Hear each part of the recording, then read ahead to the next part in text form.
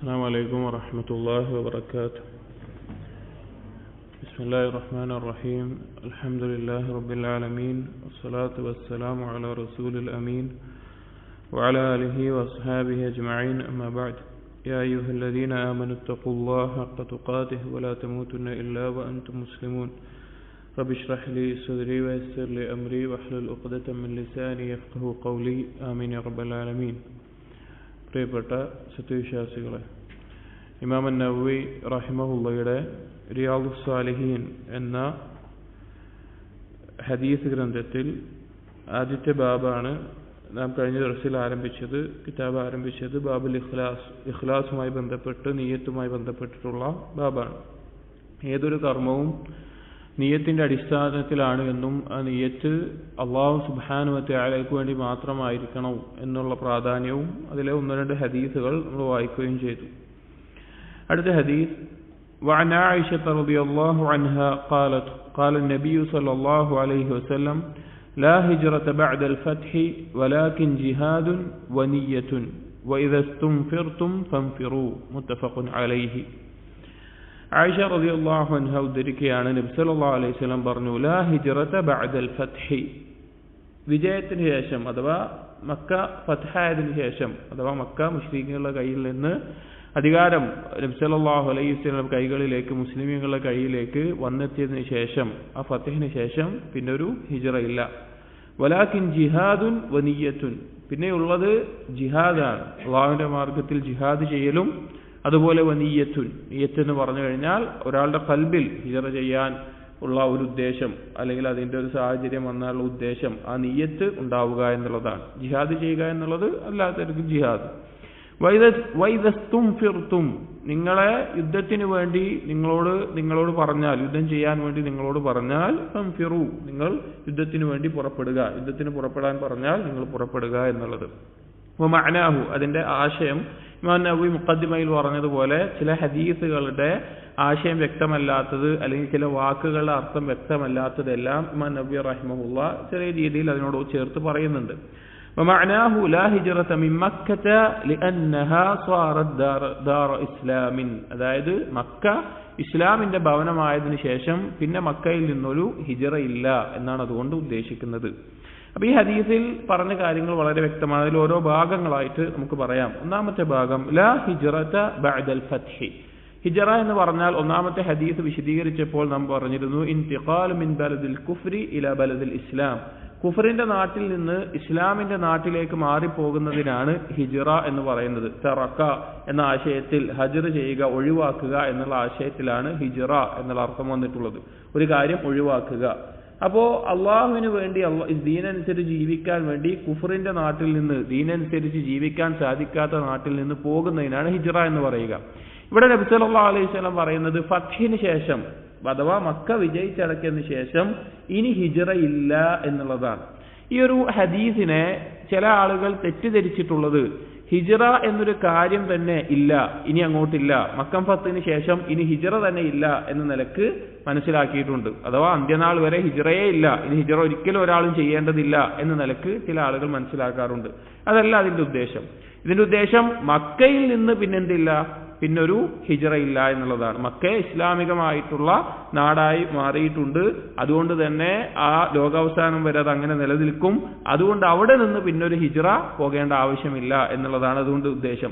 ഖത്താബി റഹിമഹുല്ലാ ഇതിനെ വിശദീകരിക്കുന്നിടത്ത്, അതുപോലെ മറ്റു പല പണ്ഡിതന്മാരും ഈ ഹദീസിനെ അല്ലെങ്കിൽ ഈ ഒരു ആശയത്തെ വിശദീകരിക്കുന്നിടത്ത് പറയുന്നുണ്ട്, കാനത്തിൽ ഹിജ്റത്തു ഫർളൻ ഫി അവ്വലിൽ ഇസ്ലാമി അലാ മൻ അസ്ലം, ആദ്യ സമയത്ത് ഇസ്ലാം സ്വീകരിച്ച ആളുകളുടെ മേലെ ഹിജ്റ നിർബന്ധമായിരുന്നു. കാരണം മക്കയിൽ ഇസ്ലാം അനുസരിച്ച് ജീവിക്കാൻ സാധിക്കാത്തത് കൊണ്ടും അതല്ലാതെയും മക്കയിൽ നിന്ന് ഹിജ്റ ചെയ്തു പോയി മദീനത്ത് മുസ്ലിമീങ്ങളുടെ ഒരു ഭരണസംഹിത ഉണ്ടായ സമയത്ത്, മദീനത്ത് മുസ്ലിം രാജ്യമായിക്കൊണ്ട് അല്ലെങ്കിൽ നബി സല്ലല്ലാഹു അലൈഹി വസല്ലം കീഴിൽ ഒരു ഭരണ സംവിധാനമായിക്കൊണ്ടിരിക്കുമ്പോൾ ഏത് നാട്ടിലുള്ള ആളാണെങ്കിലും അവർ ഇസ്ലാം സ്വീകരിച്ചാൽ മദീനയിലേക്ക് വരിക എന്നുള്ളത് നിർബന്ധമായിരുന്നു. ലിഖല്ലത്തിൽ മുസ്ലിമീന ബിൽ മദീന.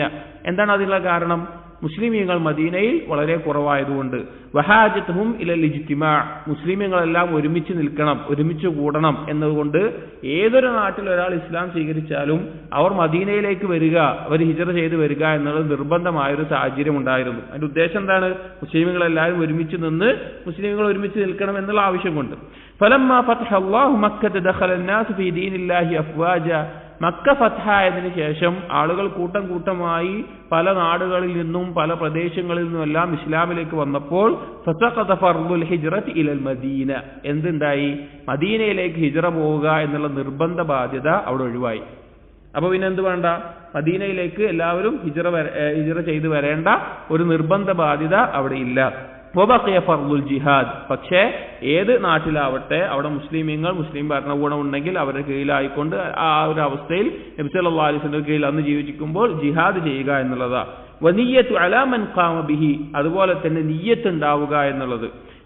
പിന്നെ ഔനസല ബിഹി അദു, ജിഹാദിനുള്ള നിയ്യത്ത്, ഒരു ശത്രു വന്നാൽ ഞാൻ ജിഹാദിൽ ഇറങ്ങും അല്ലെങ്കിൽ ഏർപ്പെടും എന്നുള്ള നിയ്യത്ത്. അതുപോലെ ഹിജ്റയുടെ സാഹചര്യം ഉണ്ട് എങ്കിൽ അതിനുള്ള നിയ്യത്ത്. അങ്ങനെ നിയ്യത്താണ് പിന്നീടുള്ളത്. അതാണ് ഈ ഹദീസിന്റെ ആശയം. അപ്പൊ ഈ ഹദീസിന്റെ ആശയം ശരിക്കും എന്താണ്?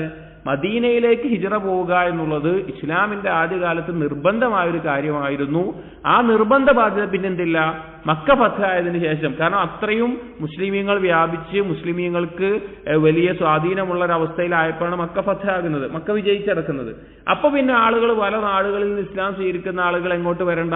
മദീനയിലേക്ക് വരേണ്ട ആവശ്യമില്ല. കാരണം ആദ്യകാലത്ത് മദീനത്തെ ആളുകൾ കുറവാണ്. അപ്പൊ മുസ്ലിമീങ്ങൾ ഒരുമിച്ച് നിന്ന് ശക്തിയാകണം എന്ന നിലക്കാണ് അങ്ങനെ നിർബന്ധം ഉണ്ടായിരുന്നത്.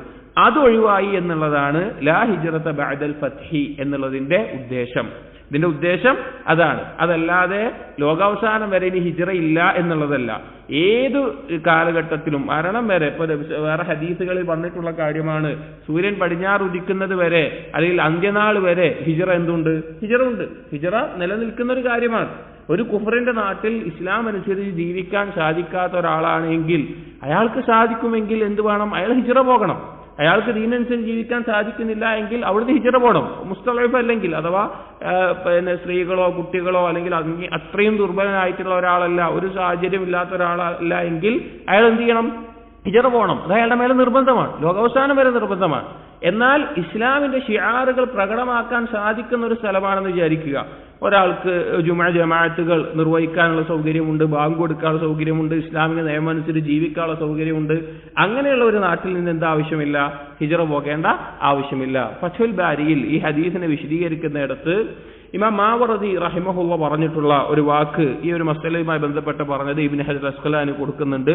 ഇദാ ഖദറ അലാ ഇബ്ഹാരിദ്ദീൻ ഫീ ബലദിൻ മിൻ ബിലാദിൽ കുഫ്ർ, ഏതെങ്കിലും കാഫിർ ഭരിക്കുന്ന നാടായിക്കോട്ടെ, അഥവാ ഭരണം എന്നുള്ളത് കുഫറിന്റെ അടിസ്ഥാനത്തിലുള്ളത്. ഇപ്പോ ഇന്ത്യ പോലെയോ അല്ലെങ്കിൽ വേറെ ഏതെങ്കിലും നാടോ അടിസ്ഥാനമായിട്ടുള്ള ഭരണം കുഫറിന്റെയാണ്, ജനാധിപത്യം അസ്ലി കുഫറാണ്. അങ്ങനെ ഭരിക്കുന്ന ഒരു നാടാണ്. പക്ഷേ അവിടെ ഇബ്ഹാറുദ്ദീൻ, ദീന് പ്രകടമായി കൊണ്ടു നടക്കാൻ പറ്റും.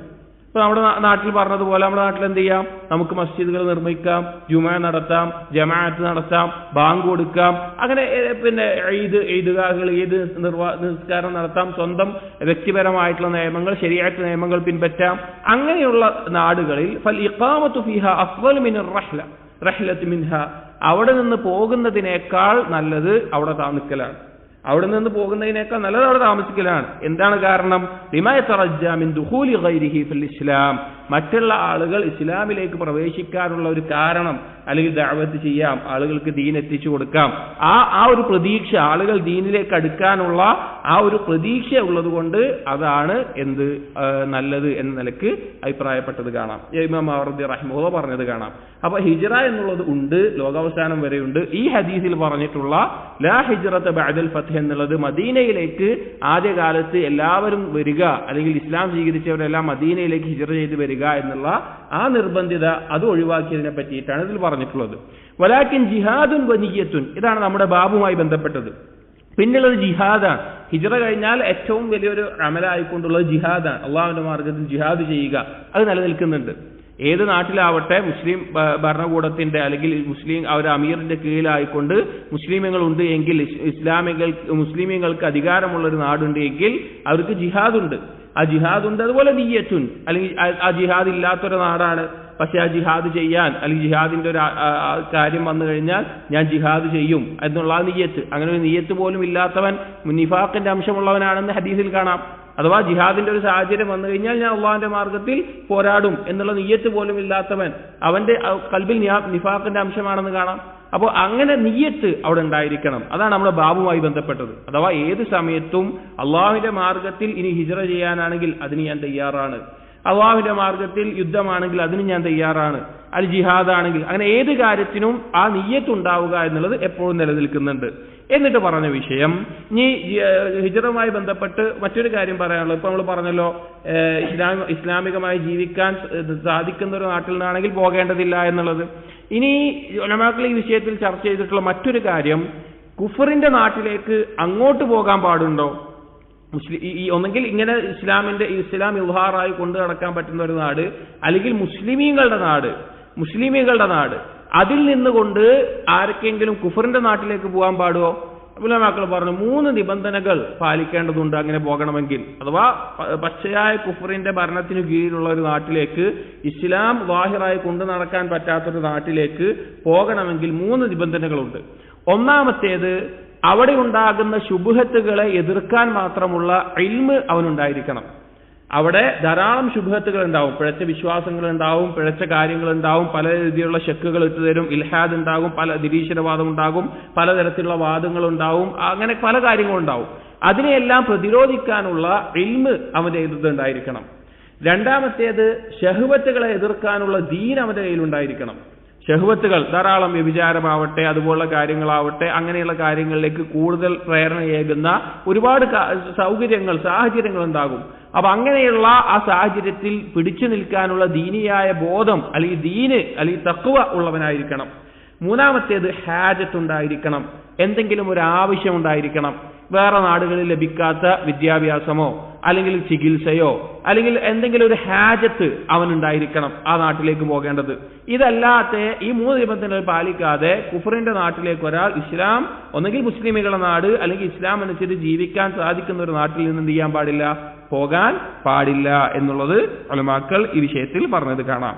ഇനി അടുത്തത് പറഞ്ഞത്, വൈദസ്തും ഫിർതും ഫംഫിറൂ, നിങ്ങൾ ജിഹാദിന് വേണ്ടി അള്ളാഹുവിന്റെ മാർഗത്തിൽ യുദ്ധം ചെയ്യാൻ വേണ്ടി, പോരാടാൻ വേണ്ടി, പുറപ്പെടാൻ വേണ്ടി വിളിക്കപ്പെട്ടാൽ നിങ്ങൾ പുറപ്പെടുക എന്നുള്ളതാണ്. ഇവിടെ ഈ ഇസ്തും ഫിർതും എന്ന് പറഞ്ഞാൽ, നിങ്ങൾ വിളിക്കപ്പെട്ടാൽ എന്ന് പറഞ്ഞാൽ ഇവിടെ ഉദ്ദേശിക്കുന്നത് ഇസ്ലാമിക ലോകത്ത്, ഇസ്ലാമിക നാട്ടിൽ അമീർ, ഭരണാധികാരി മുസ്ലിമീങ്ങളുടെ സൈന്യത്തിൽ ചേർന്നുകൊണ്ട് യുദ്ധത്തിന് വേണ്ടി അല്ലെങ്കിൽ ശത്രുക്കളുമായിട്ടുള്ള ഒരു ജിഹാദിന് വേണ്ടി നിങ്ങൾ വിളിച്ചാൽ നിങ്ങൾ എന്ത് ചെയ്യണം? ആ ജിഹാദിന് പുറപ്പെടണം. അഥവാ മുസ്ലിമീങ്ങൾ ബൈഅത്ത് ചെയ്തിട്ടുള്ള ഒരു അമീർ, ഇസ്ലാമിക ലോകത്തിന്റെ ഭരണാധികാരി, ആ ഭരണാധികാരി ഒരു യുദ്ധത്തിന് വേണ്ടി അല്ലെങ്കിൽ ആ നാടും അതുപോലെ തന്നെ ശത്രുക്കളുമായി നടക്കുന്ന ആ യുദ്ധത്തിന് വേണ്ടി വിളിക്കപ്പെട്ടാൽ, ആ അമീർ വിളിച്ചാൽ, ആ അമീറിനാൽ വിളിക്കപ്പെട്ടാൽ, വിളിച്ചു കഴിഞ്ഞാൽ നിങ്ങൾ പുറപ്പെടണം. അഥവാ ജിഹാദ് ചെയ്യുക അല്ലെങ്കിൽ ഖിതാൽ, യുദ്ധം ചെയ്യുക എന്നുള്ളത് മുസ്ലിമീങ്ങളെ മൊത്തത്തിൽ നോക്കുകയാണെങ്കിൽ ഫർള് കിഫായയാണ്, മുസ്ലിങ്ങളുടെ പൊതുവായിട്ടുള്ള ബാധ്യതയാണ്. ആരെങ്കിലും ചെയ്തു കഴിഞ്ഞാൽ ബാക്കിയുള്ളവർ ഒഴിവാകുന്ന ഒരു കാര്യമാണ്, ഫർള് ഐന് എന്നുള്ളതല്ല. പക്ഷെ ചില സന്ദർഭങ്ങളിൽ ഈ ജിഹാദ് അല്ലെങ്കിൽ ഈ ഖിതാൽ, ശത്രുക്കളുമായി യുദ്ധം ചെയ്യുക എന്നുള്ളത് ഫർള് ഐനാകും. അഥവാ വ്യക്തിപരമായിട്ടുള്ള ബാധ്യതയാണ്. ഫർള് കിഫായും ഫർള് ഐനും അറിയല്ലോ. ഫർള് കിഫായ എന്ന് പറഞ്ഞാൽ ഉദാഹരണം ഒരു ജനാസ നിസ്കരിക്കുന്ന പോലെ, മയ്യത്ത് നിസ്കാരം, ഒരു മുസ്ലിമുകളുടെ ഒരു നാട്ടിൽ അവിടെ ഒരു മുസ്ലിം മരണപ്പെട്ടു, ആ മയ്യത്തിന്റെ കാര്യങ്ങൾ ചെയ്യുക, ജനാസ നിസ്കരിക്കുക എന്നുള്ളത് ഫർള് കിഫായയാണ്. ആ മുസ്ലിമീങ്ങളിൽ ആരെങ്കിലും ചെയ്തു കഴിഞ്ഞാൽ ബാക്കിയുള്ളവർ ആ കുറ്റത്തിൽ നിന്ന് ഒഴിവാകും. ആരും ചെയ്തില്ലെങ്കിൽ എല്ലാവരും കുറ്റക്കാരാകും. എന്നാൽ 5 വഖ്ത് നിസ്കാരം അത് ഫർള് ഐനാണ്, അത് ആരെങ്കിലും ചെയ്താൽ പറ്റുമോ? ഇല്ല, അവനവൻ ചെയ്യണം. അപ്പൊ അതുപോലെയാണ് ജിഹാദിന്റെ ഈ മസ്അല വരുന്നത്. ഇവിടെ ഭരണാധികാരി വിളിക്കുകയാണ്, യുദ്ധത്തിന് വേണ്ടി പുറപ്പെടാൻ വേണ്ടി പറയുകയാണ് എങ്കിൽ ഫർള് കിഫായ ആയിട്ടുള്ള ഈ കാര്യം യുദ്ധത്തിന് പുറപ്പെടുക എന്നുള്ളത് ഒരാളെ വിളിച്ചു കഴിഞ്ഞാൽ അവന്റെ മേലെ എന്താകും? നിർബന്ധമാകും. അതുപോലെ ഫർള് ഐനാകുന്ന, നിർബന്ധമാകുന്ന മറ്റു ചില സന്ദർഭങ്ങളാണ്.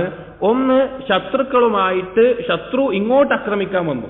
ഇപ്പൊ മുസ്ലിമുകളുടെ നാടുണ്ട്, ഭരണാധികാരിക്ക് കീഴിലുള്ള നാടുണ്ട്. അപ്പൊ പുറത്തു നിന്നൊരു ശത്രു മുസ്ലിമീങ്ങളെ നാടിനെ ഇങ്ങോട്ട് ആക്രമിക്കാൻ വന്നു കഴിഞ്ഞാൽ മുസ്ലിമീങ്ങളുടെ മേലെ ഫർള് ഐനാണ് എന്ത്? അതിനെ പ്രതിരോധിക്കാൻ വേണ്ടി യുദ്ധത്തിന് ഇറങ്ങുക എന്നുള്ളത്.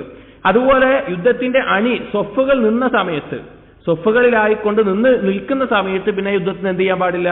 പിന്തിരിയാൻ പാടില്ല, അവിടെ നിന്ന് യുദ്ധം ചെയ്യണം. ആ സമയത്ത് ഫർള് ഐനാണ്. അവൻ സൊഫിൽ നിൽക്കുകയാണ്, അപ്പോൾ വിചാരിക്കുകയാണ് ആരെങ്കിലും ഒക്കെ ചെയ്താൽ മതിയല്ലോ, ഫർള് കിഫായല്ലേ, പറ്റുമോ? ഇല്ല. സൊഫിൽ ശത്രുക്കളും മുഅ്മിനുകളുമായിട്ട് ഒരുമിച്ച് നിന്ന് കഴിഞ്ഞാൽ, യുദ്ധത്തിന് ഒരുങ്ങി നിന്ന് കഴിഞ്ഞാൽ അത് നിർബന്ധമാകും. മറ്റൊരു സന്ദർഭം നിർബന്ധമാകുന്നത് എപ്പോഴാണെന്ന് വെച്ച് കഴിഞ്ഞാൽ, ഒരാൾക്ക് ചില ആയുധങ്ങൾ ഉപയോഗിക്കാൻ ഒരാൾക്കേ അറിയുള്ളൂ എന്ന് വിചാരിക്കുക. അതായത് യുദ്ധത്തിന് ഉപയോഗിക്കുന്ന ചില ആയുധങ്ങൾ അല്ലെങ്കിൽ ചില കാര്യങ്ങൾ അത് ഒരാൾക്കറിയാം, ബാക്കിയുള്ളവർക്ക് അറിയില്ല, അല്ലെങ്കിൽ അത് അറിയുന്ന കുറച്ച് ആളുകളുണ്ട് എങ്കിൽ ആ യുദ്ധത്തിന് അത് ഉപയോഗിക്കാൻ വേണ്ടി ആളുകളുടെ മേൽ എന്താകും? അത് നിർബന്ധമാകും. അങ്ങനെയുള്ള ആളുകൾ നിർബന്ധമായിട്ട് എന്ത് വേണം? ആ യുദ്ധത്തിൽ പങ്കെടുക്കേണ്ടി വരും. ഇങ്ങനെയുള്ള ഈ സന്ദർഭങ്ങളിൽ ജിഹാദ് ചെയ്യുക എന്നുള്ളത് നിർബന്ധമാണ്. അതല്ലാത്ത ഫർള് ഐനാണ്, അല്ലാത്തത് ഫർള് കിഫായ ആയിട്ടാണ് വരിക. അപ്പോൾ ഇവിടെ ഉദ്ദേശിക്കുന്നത് ഇദസ്തും ഫിർതും ഫംഫിറു എന്ന് പറഞ്ഞാൽ, നിങ്ങളെ വിളിച്ചാൽ യുദ്ധത്തിന് ജിഹാദിന് വേണ്ടി പുറപ്പെടാൻ വേണ്ടി വിളിച്ചാൽ, അഥവാ ഭരണാധികാരി അമീർ വിളിച്ചു കഴിഞ്ഞാൽ നിങ്ങൾ പുറപ്പെടുക. ആ സമയത്ത് ഓരോരുത്തരുടെയും മേലെ വ്യക്തിപരമായിട്ടുള്ള നിർബന്ധ ബാധ്യതയാണ് ജിഹാദിന് ഇറങ്ങുക, യുദ്ധം ചെയ്യുക എന്നുള്ളത്. അതാണ് അതുകൊണ്ട് ഉദ്ദേശിക്കുന്നത്. അപ്പൊ അതിന്റെ ആശയം വ്യക്തമായല്ലോ. ഒന്ന്, ലാ ഹിജ്റത ബഅദൽ ഫത്ഹ് എന്ന് പറഞ്ഞാൽ ആദ്യകാലത്ത് മദീനയിലേക്ക് നിർബന്ധമായിരുന്ന ഹിജ്റ അതിനില്ല, മക്കം ഫത്ഹിന് ശേഷം ഇനി ആവശ്യമില്ല എന്നുള്ളതാണ്. വലാകിൻ ജിഹാദും നിയ്യത്തും, പക്ഷേ പിന്നീടുള്ളത് ജിഹാദ് ചെയ്യുക എന്നുള്ളതാണ്. അതുപോലെ നിയ്യത്ത് ഉണ്ടായിരിക്കണം. ഒരു മുഅ്മിൻ, നമ്മളിപ്പോൾ ഏറ്റവും നല്ല സൗകര്യത്തിലാണ്, അൽഹംദുലില്ലാഹ്. നമുക്ക് ഹിജ്റയുടെയോ അല്ലെങ്കിൽ ജിഹാദിന്റെയോ സാഹചര്യം ആവശ്യമൊന്നുമില്ല. പക്ഷെ നമ്മുടെ മനസ്സിൽ എന്ത് നിയ്യത്ത് വേണം? എപ്പോഴെങ്കിലും അങ്ങനെ ഒരു സാഹചര്യം വന്നാൽ ഞാൻ ഹിജ്റ ചെയ്യാൻ തയ്യാറാണ്, ഞാൻ ഒരു ജിഹാദിന് വന്നാൽ ഞാൻ യുദ്ധം ചെയ്യാൻ തയ്യാറാണ്, അങ്ങനെ ഒരു ചിന്ത ഉണ്ടാവണം. അതൊരിക്കൽ പോലും ചിന്തിക്കാത്തവൻ ജിഹാദിനെ കുറിച്ചോ ഖിതാലിനെ കുറിച്ചോ അല്ലെങ്കിൽ ആ നിലക്കുള്ള ഒരു ചിന്ത ഒരിക്കൽ പോലും ഉണ്ടായിട്ടില്ല എങ്കിൽ അവന്റെ ഉള്ളിൽ നിഫാഖിന്റെ അംശമുണ്ട് എന്ന് ചില ഹദീസുകൾ കാണാം. അതാണ് നിയ്യത്ത് കൊണ്ട് ഉദ്ദേശിക്കുന്നത്. അതാണ് നമ്മുടെ ബാബുമായി ബന്ധപ്പെട്ടത്. മൂന്നാമത്തേത്, യുദ്ധത്തിന് വിളിക്കപ്പെട്ടാൽ, ജിഹാദിന് വിളിക്കപ്പെട്ടാൽ നിങ്ങൾ പോകണം. അത് നിർബന്ധമാകുന്ന സാഹചര്യങ്ങളാണ് പറഞ്ഞത്. അടുത്ത ഹദീസ്, وعن أبي عبد الله جابر بن عبد الله الأنصاري رضي الله عنهما قال كنا مع النبي صلى الله عليه وسلم في غزاة فقال إن بالمدينة لرجالا ما سرتم مسيرا ولا قطعتم واديا إلا كانوا معكم حبسهم المرض وفي رواية إلا شركوكم في الأجر رواه مسلم. ورواه البخاري عن أنس رضي الله عنه قال رجعنا من غزوة تبوك مع النبي صلى الله عليه وسلم فقال إن أقواما خلفنا بالمدينة ما سلكنا شعبا ولا واديا إلا وهم معنا حبسهم العذر. أبو عبد الله جابر بن عبد الله الأنصاري رضي الله عنه, جابر بن عبد الله رضي الله عنه ഉദ്ധരിക്കുന്ന ഹദീസാണ്. അദ്ദേഹം പറയുകയാണ്, കുന്നാ മഅ നബി സല്ലല്ലാഹു അലൈഹി വസല്ലം ഫീ ഗസാത്തിൻ ഫഖാല, ഞങ്ങൾ നബി സല്ലല്ലാഹു അലൈഹി വസല്ലമയോടൊപ്പം ഒരു യുദ്ധത്തിലായിരുന്നു. അല്ലെങ്കിൽ യുദ്ധത്തിന് പുറപ്പെടുമ്പോഴോ യുദ്ധം കഴിഞ്ഞ് തിരിച്ചു വരുമ്പോഴോ ആയിരുന്നു ഞങ്ങൾ. ഒരു യാത്രയിലാണ്, യുദ്ധത്തിലെ യാത്രയിലാണ്. അപ്പോൾ നബി സല്ലല്ലാഹു അലൈഹി വസല്ലം പറഞ്ഞു, ആ യാത്രയിലായിരിക്കുന്ന സന്ദർഭത്തിൽ പറഞ്ഞു, ഇന്ന ബിൽ മദീനതി ലരിജാലൻ, മദീനയിൽ, അഥവാ മദീനയിൽ നിന്നാണ് പോയിട്ടുള്ളത്, അവിടെ മദീനയിൽ ചില ആളുകളുണ്ട്. മാ സിർതും മസീറൻ, നിങ്ങളൊരു പ്രദേശവും കടന്നു പോകുന്നില്ല. വലാ ഖതഅതും വാദിയൻ, നിങ്ങളൊരു താഴ്വരയും മുറിച്ചു കടക്കുന്നില്ല. ഇല്ലാ കാനൂ മഅകും, അവർ നിങ്ങളോടൊപ്പമില്ലാതെ ഹബസഹുമുൽ മറദ്, അവരെ രോഗം തടഞ്ഞതാണ്, പിടിച്ചു വെച്ചതാണ്. രോഗം കാരണത്താലാണ് അവർക്ക് ഈ ജിഹാദിന്, യുദ്ധത്തിന് വേണ്ടി വരാൻ സാധിക്കാതെ പോയത്. എന്തുകൊണ്ടാ? അവർക്ക് രോഗം കാരണത്താലാണ് അവർക്ക് വരാൻ പറ്റാതെ പോയത്. അവർക്ക് പക്ഷെ എന്തുണ്ടായിരുന്നു? നിയ്യത്ത് ഉണ്ടായിരുന്നു. അതാണ് അവിടെ ഉദ്ദേശം. ബാവുമായി ബന്ധപ്പെട്ട ആശയം എന്താണ്? അവർക്ക് ഈ ജിഹാദിൽ, ഈ യുദ്ധത്തിൽ പങ്കെടുക്കണം, ഈ സഹാബികളോടൊപ്പം നബി സല്ലല്ലാഹു അലൈഹി വസല്ലം ഇതിന് പോകണം, ഇസ്ലാമിന് വേണ്ടി പോരാടണം എന്നുള്ള നിയ്യത്ത് അവരുടെ ഉള്ളിലുണ്ട്. സിദ്ഖോട് കൂടിയിട്ടുള്ള, സത്യസന്ധമായിട്ടുള്ള നിയ്യത്ത് അവരുടെ ഉള്ളിലുണ്ട്.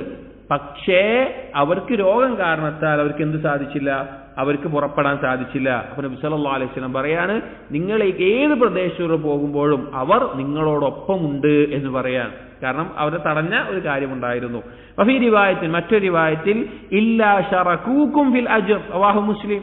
വേറെ റിവായത്തിൽ ഒന്നുകൂടി വ്യക്തമായി നബി സല്ലല്ലാഹു അലൈഹി വസല്ലം പറയാണ്, പ്രതിഫലത്തിൽ നിങ്ങളോട് പങ്കുചേരാതെ.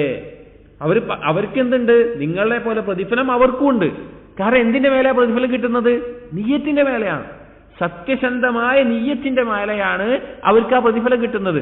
അവർക്ക് ശർഈയായിട്ടുള്ള ഉദ്ർ, രോഗം കാരണത്താൽ പോകാൻ സാധിക്കാത്ത കൊണ്ടാണ്. അപ്പൊ നമ്മുടെ ജീവിതത്തിൽ നമ്മൾ മനസ്സിലാക്കേണ്ടത്, നമ്മുടെ നിയ്യത്ത് സത്യസന്ധമായിട്ടുള്ള നിയ്യത്താണ് എങ്കിൽ, അല്ലാഹു സുബ്ഹാനഹു വ തആലയ്ക്ക് അത് മനസ്സിലാകുന്നുണ്ട് എങ്കിൽ, അള്ളാഹുവിനറിയാം നമ്മുടെ നിയ്യത്ത് സത്യസന്ധമാണോ അല്ലേ എന്നുള്ളത്. അപ്പൊ അള്ളാഹു അത് അറിയും. മനസ്സിലാകുന്നുണ്ടെങ്കിൽ എന്നല്ല, അള്ളാഹു അത് മനസ്സിലാക്കും, അള്ളാഹു അത് അറിയും. അങ്ങനെയെങ്കിൽ മഹത്തായ പ്രതിഫലം നമുക്കുണ്ട്. നമുക്ക് ചെയ്യാൻ പറ്റാത്തൊരു കർമ്മമാണെങ്കിൽ പോലും, നമുക്ക് ചെയ്യാൻ പല കാരണങ്ങളാൽ സാധിക്കാത്തൊരു കാര്യമാണെങ്കിൽ പോലും അതിന്റെ നിയ്യത്ത് നമുക്ക് സത്യസന്ധമാണ് എങ്കിൽ ആ പ്രതിഫലം നമുക്കുണ്ടാകും. എന്നാൽ അത് സത്യസന്ധമായിരിക്കണം. മുനാഫിഖീങ്ങളെ പോലെ യുദ്ധം നിർബന്ധമായാൽ ഞങ്ങൾ യുദ്ധത്തിൽ പങ്കെടുക്കും, ജിഹാദിൽ പങ്കെടുക്കും എന്ന് പറഞ്ഞ് യുദ്ധം വന്നപ്പോൾ അവരെന്ത് ചെയ്തു? അവര് പല കാരണങ്ങൾ പറഞ്ഞ് പിന്മാറി. അങ്ങനെയല്ല, സത്യസന്ധമായിട്ടുള്ള നിയ്യത്ത്. അതിന് വേറെ റിവായത്തിൽ ബുഖാരി വേറെ ഇതേ ആശയത്തിലുള്ള വേറൊരു ഹദീസ് അനസ് റളിയല്ലാഹു അൻഹു ഉദ്ധരിക്കുന്നുണ്ട്. റജഅനാ മിൻ ഗസ്വതി തബൂക്ക് മഅൻ നബി സല്ലല്ലാഹു അലൈഹി വസല്ലം. തബൂക്ക് യുദ്ധത്തിന് നബി സല്ലല്ലാഹു അലൈഹി വസല്ലമയോടൊപ്പം ഞങ്ങൾ മടങ്ങി വരികയായിരുന്നു. ഒരുപാട് ത്യാഗം സഹിച്ചിട്ടുള്ള, ബുദ്ധിമുട്ട് സഹിച്ചിട്ടുള്ള യുദ്ധമായിരുന്നു തബൂക്ക് എന്നുള്ളത്. ഒരുപാട് കഷ്ടപ്പാട് സഹിച്ചിട്ടുള്ള യാത്രയായിരുന്നു, ഒരുപാട് ബുദ്ധിമുട്ടുള്ള യാത്രയായിരുന്നു. അപ്പൊ അവിടുന്ന് മടങ്ങുമ്പോൾ നബി സല്ലല്ലാഹു അലൈഹി വസല്ലം പറയാണ്, ഫഖാല ഇന്ന അഖ്വാമൻ ഖൽഫനാ ബിൽ മദീന, നമ്മുടെ കൂടെയുള്ള അല്ലെങ്കിൽ ചില ആളുകൾ നമ്മോടൊപ്പം വരാൻ സാധിക്കാതെ മദീനയിൽ തങ്ങിപ്പോയിട്ടുണ്ട്. മാ സലക്നാ ശിഅബൻ വലാ വാദിയൻ, ഒരു പ്രദേശമോ ഒരു താഴ്വരയോ നമ്മൾ കടന്നു പോകുന്നില്ല, നമ്മൾ യാത്ര പോകുന്നില്ല. ഇല്ലാ വഹും മഅനാ, അവർ നമ്മുടെ കൂടെ ഇല്ലാതെ ഹബസഹുമുൽ ഉദ്ർ, അവരെ ചില ഒഴിവുകഴിവുകളാണ് തടഞ്ഞത്. അഥവാ ശർഈയായിട്ടുള്ള ചില കാരണങ്ങൾ കാരണത്താൽ അവർക്ക് വരാൻ പറ്റാതിരുന്നത് എന്ന് നബി സല്ലല്ലാഹു അലൈഹി വസല്ലമ പറയാം. അപ്പോ നിയ്യത്ത് കൊണ്ട് അത്ര മഹത്തായിട്ടുള്ള ഒരു പ്രതിഫലം ലഭിക്കുന്ന ഒരവസ്ഥയുണ്ട്, നമ്മൾ മനസ്സിലാക്കണം. ഇതേ ആശയത്തിലാണ് വേറെ ചില ഹദീസുകൾ നബി സല്ലല്ലാഹു അലൈഹി വസല്ലം പറഞ്ഞത്. ഒരാൾ യാത്രക്കാരനോ രോഗിയോ ആവുകയാണ്, പക്ഷേ അവൻ സ്ഥിരമായി ചെയ്തുകൊണ്ടിരുന്ന ആ കർമ്മങ്ങളുടെ പ്രതിഫലം അവനുണ്ടാകും, അവന്റെ മേലെ രേഖപ്പെടുത്തും. അതായത് ഒരാൾ കൃത്യമായി 5 വക്ത് ജമാഅത്ത് നിസ്കരിക്കുന്ന ഒരാളാണെന്ന് വിചാരിക്കുക, അല്ലെങ്കിൽ കൃത്യമായി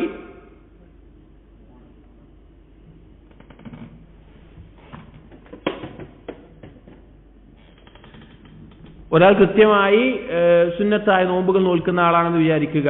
പക്ഷേ ആ ആൾക്ക് രോഗം കാരണത്താൽ ജമാഅത്തിന് പങ്കെടുക്കാൻ പറ്റാത്തൊരവസ്ഥ വന്നു, അല്ലെങ്കിൽ നോമ്പ് നോൽക്കാൻ പറ്റാത്ത അവസ്ഥ വന്നു. പക്ഷെ അവന്റെ മേലെ എന്ത് രേഖപ്പെടുത്തും? അവന്റെ മേലെ ആ നോമ്പ് രേഖപ്പെടുത്തും, അവന്റെ ആ ജമാഅത്ത് നിസ്കാരം രേഖപ്പെടുത്തും. കാരണം എന്താണ്? അവനത് സത്യസന്ധമായിട്ട് കൃത്യമായി ചെയ്തു വരുന്ന ഒരു കാര്യമാണ്. അവനെ തടഞ്ഞ ഒരേയൊരു കാരണം എന്തായിരിക്കും? ആ രോഗമായിരിക്കും, അല്ലെങ്കിൽ ഒരു യാത്രയായിരിക്കും. അപ്പൊ അതുകൊണ്ട് തന്നെ ആ കാരണം കൊണ്ട് അവന്റെ മേലത് രേഖപ്പെടുത്തുന്നത് അവന്റെ ആ നിയ്യത്തിന്റെയും ഖൽബിന്റെ ഉദ്ദേശത്തിന്റെ അടിസ്ഥാനത്തിലാണ്. അപ്പൊ നിയ്യത്തിന് വളരെ മഹത്തായിട്ടുള്ള സ്ഥാനമുണ്ട് എന്ന് മനസ്സിലാക്കുക. ഇപ്പോ നബി സല്ലല്ലാഹു അലൈഹി വസല്ലം തന്നെ ഹദീസുകൾ കാണാം, എന്റെ ഉമ്മത്തിന്റെ ആളുകളുടെ അമലിനേക്കാൾ മഹത്തരമാണ് നിയ്യത്ത് എന്നുള്ളത്. ഉലമാക്കൾ പറഞ്ഞത് കാണാം, തിജാറത്തുൽ ഉലമ, പണ്ഡിതന്മാരുടെ കച്ചവടമാണ് നിയ്യത്ത് എന്നുള്ളത്. കാരണം നിയ്യത്ത് എങ്ങനെയാകണം എന്നറിയുന്നവർ, ഇൽമുള്ള ആളുകൾക്ക് മനസ്സിലാവും ഓരോ കാര്യത്തിന്റെയും നിയ്യത്ത് എങ്ങനെയാകണം എന്നുള്ളത്. അത് അവർക്ക് ഒരുപാട് വലിയ പ്രതിഫലങ്ങൾ നേടിയെടുക്കാനുള്ള സാഹചര്യം ഒരുക്കും. അടുത്ത ഹദീസ്, وعن أبي يزيد معن بن يزيد بن الأخنس رضي الله عنهم وهو أبوه وجده صحابي. അബി യസീദ് മഅൻ ബിൻ യസീദ് മഅൻ റളിയല്ലാഹു അൻഹു അദ്ദേഹം പറയാണ്, അദ്ദേഹത്തിന്റെ റിവായത്താണ്, അദ്ദേഹത്തെ പറ്റി പറയുന്നു, അദ്ദേഹവും അദ്ദേഹത്തിന്റെ ഉപ്പയും അദ്ദേഹത്തിന്റെ വല്ലിപ്പയും യസീദും അഖ്നസും എല്ലാം സഹാബികളുടെ കൂട്ടത്തിൽ പെട്ട ആളാണ്. ഖാല കാന അബി യസീദ് അഖ്റജ ദനാനീറ. മഅൻ പറയുകയാണ്, എന്റെ ഉപ്പ യസീദ്, മഅൻ ബിൻ യസീദ് പറഞ്ഞാൽ മഅൻ ഹദീസ് ഉദ്ധരിക്കുന്ന വ്യക്തി യസീദ് വാപ്പ, അത് പറയാണ് എന്റെ വാപ്പ യസീദ് അഖ്റജ ദനാനീറ യതസദ്ദഖു ബിഹാ, കുറച്ച് ദിനാറുകൾ സദഖ കൊടുക്കാൻ വേണ്ടി ഉദ്ദേശിച്ചു, സദഖ നൽകാൻ വേണ്ടി ഉദ്ദേശിച്ചു. ഫവദഅഹാ ഇൻദ റജുലിൻ ഫിൽ മസ്ജിദ്, അങ്ങനെ മസ്ജിദിൽ ഒരാൾ ഇരിക്കുന്നുണ്ട്, അയാളെ കുറച്ച് ഇപ്പുറത്തായിട്ട് ആ ദീനാർ കൊണ്ടുവച്ചു. അന്ന് നബി സല്ലല്ലാഹു അലൈഹി വസല്ലമയുടെ കാലത്ത് മസ്ജിദിൽ ആളുകൾ മറ്റുള്ളവർക്ക് എടുക്കാൻ വേണ്ടി ഭക്ഷണവും അതുപോലെ തന്നെ ഈത്തപ്പഴങ്ങളും അതുപോലെ പണമാണെങ്കിൽ അതും ഒക്കെ കൊണ്ടുവന്ന് വെക്കുന്ന സ്ഥലമുണ്ട്. ആളുകൾക്ക് ആവശ്യമുള്ളവർക്ക് അത് എടുക്കാം എന്ന നിലയ്ക്ക് കൊണ്ടുവന്ന് വെക്കുന്ന സ്ഥലം ഉണ്ടായിരുന്നു. അപ്പോൾ അങ്ങനെ ഒരു വ്യക്തിയുടെ അടുക്കൽ അല്ലെങ്കിൽ വേറൊരാളുടെ അടുക്കൽ അയാൾ കൈ കൊടുത്തിട്ടില്ല, വേറെ അയാൾ എടുത്തോട്ടെ എന്ന നിലക്ക് ഉദ്ദേശത്തിൽ അയാളുടെ കുറച്ച് ഇപ്പുറത്തായിട്ട് കുറച്ച് ആ പണം കൊണ്ടുപോയി വെച്ചു. അങ്ങനെ ഈ മഅൻ പറയുകയാണ്, ഞാൻ വന്നപ്പോ മസ്ജിദിൽ ആ പണം അവിടെ ഇരിക്കുന്നുണ്ട്, അപ്പൊ ഞാൻ അത് എടുത്തിട്ട് എന്ത് ചെയ്തു, അത് ഞാൻ എടുത്തു, അത് മഅൻ എടുത്തു, പിന്നെ ആരോ സ്വതക്കായിട്ട് വെച്ചതാണ് നിലക്ക് മഅൻ എടുത്തു. എന്നിട്ട് അതുമായിട്ട് ഇപ്പാന്റെ അടുക്കലേക്ക് ചെന്നു, അഥവാ യസീദിന്റെ അടുക്കലേക്ക് ചെന്നു. ഫഖാല, അപ്പോ ഇത് കണ്ടപ്പോ യസീദ് കണ്ടു ഞാൻ അവിടെ വെച്ച ദീനാർ ആരുടെ അടുത്ത്, മകനെടുത്തത്. അപ്പൊ പറഞ്ഞു വല്ലാഹി മാ ഇയ്യാക അറദ്തു, ഞാൻ നിനക്ക് ഉദ്ദേശിച്ചിട്ടല്ല ഞാൻ അതവിടെ വെച്ച് പറഞ്ഞു. നിന്നെ ഉദ്ദേശിച്ചിട്ടല്ല ഞാൻ അവിടെ വെച്ചത്. വേറെ അപ്പുറത്ത് ഫക്കീറായിട്ടുള്ള ഇത് ഇദ്ദേഹത്തിന്റെ മകനാണ്, പക്ഷെ വേറെ ആരെയോ ഉദ്ദേശിച്ചിട്ടാണ് ഞാൻ വെച്ചത്, നിന്നെ ഉദ്ദേശിച്ചിട്ടല്ല ഞാൻ അവിടെ വെച്ചിട്ടുള്ളത് എന്ന് പറഞ്ഞു. ഫഖാസംതുഹു ഇലാ റസൂലില്ലാഹി സ്വല്ലല്ലാഹു അലൈഹി വസല്ലം. അപ്പൊ ഈ മഅൻ പറയുകയാണ്, ഞാൻ റസൂലുള്ളാഹിനോട് പോയിട്ട് ഈ വിഷയം പറഞ്ഞു. വാപ്പ ഇങ്ങനെ പറഞ്ഞതിന്റെ പേരിൽ അവർ തമ്മിൽ സംസാരമായി. അപ്പൊ അങ്ങനെ വാപ്പ ഈ വിഷയവുമായി ബന്ധപ്പെട്ട് നബി സല്ലല്ലാഹു അലൈഹി വസല്ലം അടുക്കൽ ഇതെനിക്ക് അവകാശപ്പെട്ടതല്ലേ, മസ്ജിദിൽ അങ്ങനെ വെച്ചത് ആർക്ക് കൊടുക്കുക, അതുകൊണ്ട് ഞാൻ എടുത്തതാണ്. പിന്നെ വാപ്പ ഇത് എനിക്ക് ഉദ്ദേശിച്ചതല്ല എന്ന് പറഞ്ഞിട്ട് എന്താ കാര്യമുള്ളത്, ഇത് എനിക്ക് അവകാശപ്പെട്ടതല്ലേ എന്ന് പറഞ്ഞു. فقال ابن نبي صلى الله عليه وسلم പറഞ്ഞു لك ما نويت يا يزيد ولك ما اخذت يا معن رواه البخاري. ഈ യസീദിനോട് വാപ്പാനോട് പറഞ്ഞു ലക മാ നവൈത യാ യസീദ്, യസീദേ നീ എന്താണോ നിയ്യത്ത് വെച്ചത് നിനക്കുണ്ട്. നീ ഒരു ദരിദ്രനെ എടുക്കാനാണ് നിയ്യത്ത് വെച്ചെങ്കിൽ അത് നിനക്കുണ്ട്.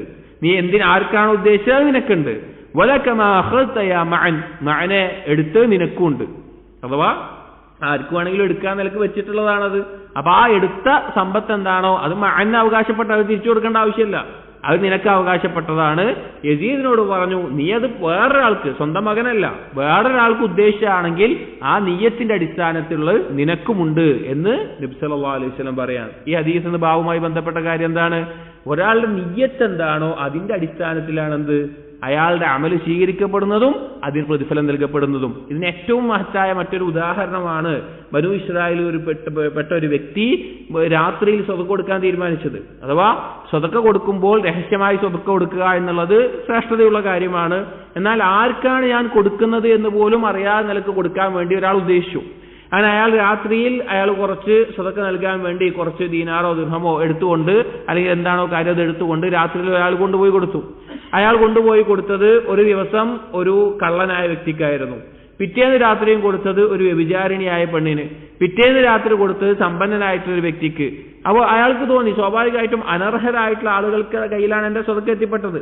ഞാൻ സാധുക്കളായ ആളുകൾക്ക്, അള്ളാഹുവിനെ സൂക്ഷിച്ച് ജീവിക്കുന്ന ആളുകൾക്ക് ഉപകരിച്ചോട്ടെ എന്ന് വിചാരിച്ച് ചെയ്തതാണ്. പക്ഷേ യോഗ്യരായിട്ടുള്ള ആളുകൾക്കല്ല ഇത് കിട്ടിയിട്ടുള്ളത്. അയാൾ വളരെയധികം ദുഃഖിച്ചു. അപ്പൊ അള്ളാഹു തആല അയാളെ അറിയിച്ചു കൊടുത്തു. ഇനി ഒന്നാമത് കള്ളന് കൊടുത്തപ്പോൾ കള്ളൻ എന്ത് ചിന്തിച്ചു, ഇത് എനിക്ക് വരെ സ്വതക്ക വരുന്നു, പിന്നെ ഞാൻ എന്തിനാ ആൾക്കാരെ കട്ടെടുക്കുന്നത്. അയാൾ കട്ടെടുക്കുന്നത് നിർത്തി, അയാളെ കളവ് നിർത്തി.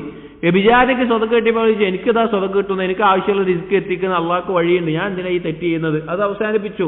സമ്പന്നൻ പിശുക്കനായിട്ടുള്ള വ്യക്തിയായിരുന്നു. അയാൾക്ക് സ്വതക്ക കിട്ടിയപ്പോൾ അയാൾക്ക് ലജ്ജ തോന്നി, അയാളുടെ സമ്പത്തിന് സ്വതക്ക ചെയ്യാനും തുടങ്ങി. അപ്പോ ബാഹ്യമായിക്കൊണ്ട് അതിന്റെ റിസൾട്ട് എന്താണ്? അയാൾക്ക് ഉൾക്കൊള്ളാൻ പറ്റുന്നതായിരുന്നില്ല. പക്ഷേ അല്ലാഹു സുബ്ഹാനഹു വ തആല അതുകൊണ്ട് വലിയ മാറ്റങ്ങൾ ഉണ്ടാക്കിയിട്ടുണ്ട്. പക്ഷേ അയാളുടെ നിയ്യത്തിനുള്ള ഗുണം അവിടെ ഉണ്ടായിട്ടുണ്ട്. ഇവിടെ പറഞ്ഞത് ഒരാളുടെ നിയ്യത്ത് എന്താണോ, അപ്പൊ നമ്മൾ ചിലപ്പോൾ നല്ല ഉദ്ദേശത്തിൽ എന്തെങ്കിലും നല്ലൊരു കാര്യം ചെയ്യും, ചിലപ്പോൾ അതിന്റെ അനന്തരഫലം ഏറ്റവും മോശമായിരിക്കും ചിലപ്പോൾ ഉണ്ടാവും. അപ്പൊ നമ്മൾ ഏതെങ്കിലും സാധുവായിട്ടുള്ള സാധുവാണെന്ന് കരുതി നമ്മൾ കുറച്ച് പണം കൊടുത്തു വിചാരിക്കുക, നമ്മൾ കുറച്ച് വേറെ എന്തെങ്കിലും കാര്യം ചെയ്തോളൂ വിചാരിക്കുക. അയാൾ അതുകൊണ്ട് പോയിട്ട് കള്ളുടിക്കുകയോ അല്ലെങ്കിൽ അതുകൊണ്ട് പോയിട്ട് വല്ല തെറ്റ് ചെയ്യുകയോ ചെയ്ത് നമ്മൾ കണ്ടാൽ പോലും നമുക്ക് എന്ത് പേടിക്കേണ്ട ആവശ്യമില്ല.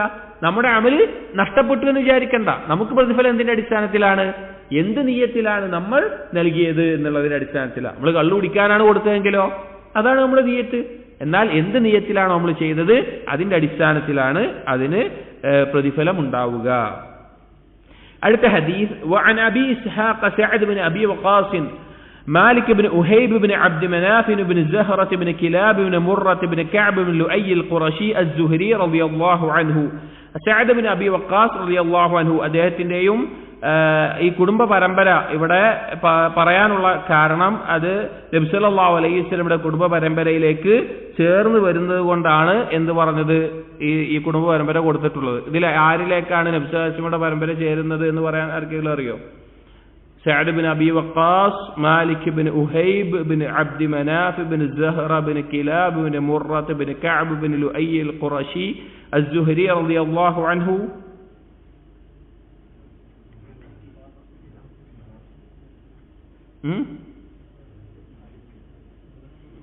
ഏതെങ്കിലും എല്ലാവർക്കും കൂടി ഒരുമിച്ച് പറയാൻ വല്ല പേരുണ്ടോ? അബ്ദു മനാഫിലേക്ക്. أحد العشرة المشهود لهم بالجنة رضي الله عنهم സഅദ് ബിൻ അബി വഖാസ് റളിയല്ലാഹു അൻഹുവിന്റെ പ്രത്യേകതയായിക്കൊണ്ട് പറയുകയാണ് 10 പേർ നബി സല്ലല്ലാഹു അലൈഹി വസല്ലമയുടെ സ്വഹാബികളിൽ 10 പേരെ, അതല്ലാതെയും പലരെയും എടുത്തു പറഞ്ഞിട്ടുണ്ട്.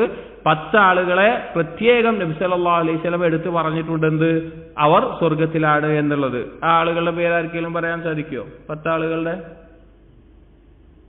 പഠിക്കണം. 10 സ്വഹാബികൾ ആരൊക്കെയാണെന്നുള്ളത് നമ്മൾ ശരിക്കും പഠിക്കേണ്ട കാര്യമാണ്. അപ്പൊ സഅദ് ബിൻ അബി വഖാസ് റളിയല്ലാഹു അൻഹു ആ കൂട്ടത്തിൽപ്പെട്ട വ്യക്തിയാണ്. പിന്നെ അശറത്തുൽ മുബശ്ശിരീന ബിൽ ജന്ന സഅദ് ബിൻ അബി വഖാസ്. എന്നിട്ട് അദ്ദേഹം പറഞ്ഞ ഒരു ഹദീസാണ്. ഖാല, അദ്ദേഹം പറയുകയാണ്, ഖാല ജാഅനി റസൂലുള്ളാഹി സ്വല്ലല്ലാഹു അലൈഹി വസല്ലം യഊദുനി ആമ ഹജ്ജത്തിൽ വദാ. നബി സല്ലല്ലാഹു അലൈഹി വസല്ലം എന്നെ സന്ദർശിക്കാൻ, ആദ യഊദു എന്നുള്ള രോഗസന്ദർശനത്തിന് വന്നു. രോഗസന്ദർശനത്തിന് എന്നെ സന്ദർശിക്കാൻ വന്നു. ഏത് സമയത്ത്? ഹജ്ജത്തുൽ വദാഇന്റെ സമയത്ത്. ഹജ്ജത്തുൽ വദാ എന്ന് പറഞ്ഞാൽ എന്താണ്? നബി സല്ലല്ലാഹു അലൈഹി വസല്ലം നിർവഹിച്ച ഹജ്ജ്. ആ ഹജ്ജിന് മക്കയിൽ നബി സല്ലല്ലാഹു അലൈഹി വസല്ലമയോടൊപ്പം മദീനയിൽ നിന്ന് 1,00,000-ഓളം ആളുകളും അതല്ലാത്ത മറ്റു പല നാടുകളിൽ നിന്നായി ചേർന്ന് വന്ന 1,00,000-ഓളം ആളുകൾ നബി സല്ലല്ലാഹു അലൈഹി വസല്ലമയോടൊപ്പം അന്ന് ഹജ്ജ് നിർവഹിക്കാൻ ഏകദേശം 2,00,000-ന് മുകളിലായിക്കൊണ്ട് ആളുകൾ അവിടെയുണ്ട്. അപ്പൊ ആ കൂട്ടത്തിൽ ആരും വന്നിട്ടുണ്ട്? സഅദ് ബിൻ അബി വഖാസ് റളിയല്ലാഹു അൻഹു വന്നിട്ടുണ്ട്. അങ്ങനെ മക്കയിൽ എത്തിയ സമയത്ത് ഹജ്ജിന്റെ കർമ്മങ്ങൾ കഴിഞ്ഞ സമയത്ത് സഅദ് ബിൻ അബി വഖാസ് റളിയല്ലാഹു അൻഹു രോഗം ബാധിച്ചു. വലിയൊരു ബുദ്ധിമുട്ടുണ്ടാകുന്ന രോഗം ബാധിച്ചു. ആ രോഗത്തിലാണ് സഅദ് ബിൻ അബി വഖാസ് റളിയല്ലാഹു അൻഹു സന്ദർശിക്കാൻ വേണ്ടി നബി സല്ലല്ലാഹു അലൈഹി വസല്ലം വന്നത്. മിൻ വജഇൻ ഇഷ്തദ്ദ ബി, എനിക്ക് വളരെ ബുദ്ധിമുട്ടുള്ള അല്ലെങ്കിൽ കഠിനമായിട്ടുള്ള വേദന, രോഗമുള്ള അവസ്ഥയായിരുന്നു അത്. ഫഖുൽതു, അങ്ങനെ സന്ദർശിക്കാൻ വന്ന സമയത്ത് ഞാൻ ചോദിച്ചു, യാ റസൂലല്ലാഹ്, അല്ലാഹുവിന്റെ റസൂലേ, ഇന്നി ഖദ് ബലഗ ബി മിനൽ വജഇ മാ തറാ. റസൂലേ, നിങ്ങൾക്ക് എന്റെ അവസ്ഥ ഇപ്പം അറിയാലോ, അഥവാ മരിക്കുന്ന ഉറപ്പായുള്ള ഒരു അവസ്ഥയിലായിരുന്നു. അങ്ങനത്തെ രോഗമായിരുന്നു. ഞാൻ മരിക്കുന്ന ഉറപ്പായിട്ടുള്ള രോഗം ഉണ്ടാവുമല്ലോ, ആ നിലക്ക് മരിക്കാനായി എന്ന നിലക്കുള്ള രോഗമായിരുന്നു. അപ്പോൾ റസൂൽ, എന്റെ അവസ്ഥ നിങ്ങൾ കണ്ടല്ലോ, എന്റെ വേദന, രോഗം നിങ്ങൾക്ക് കാണാനുണ്ടല്ലോ. വഅനദു മാലിൻ വലാ യരിസുനി ഇല്ലാ ബിനതുൻ ലീ, എനിക്ക് കുറെ സമ്പത്തുണ്ട്, ധാരാളം സമ്പത്തുണ്ട് എനിക്ക്, ഞാൻ വലിയ സമ്പന്നനാണ്. എനിക്കാണെങ്കിൽ ഒരു മകള് മാത്രമേ ഉള്ളൂ. എനിക്കൊരു മകള് മാത്രമേ, എനിക്ക് എന്റെ അനന്തര സ്വത്ത് അനന്തരാവകാശിയായിട്ട് ഒരു മകള് മാത്രമേ ബാക്കിയുള്ളൂ, മകള് മാത്രമേ ഉള്ളൂ.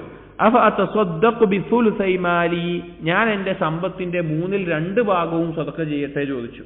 അതായത് എന്റെ ഒരു മകൾക്ക് ഇത്ര അധികം സമ്പത്തിന്റെ ആവശ്യം ഉണ്ടാവില്ല, നല്ല രീതിയിൽ ജീവിക്കാൻ തന്നെ. അപ്പൊ എനിക്ക് അള്ളാഹുവിന്റെ അടുക്കൽ പ്രതിഫലം കിട്ടാൻ വേണ്ടിയിട്ട് ഞാൻ എന്ത് ചെയ്യട്ടെ?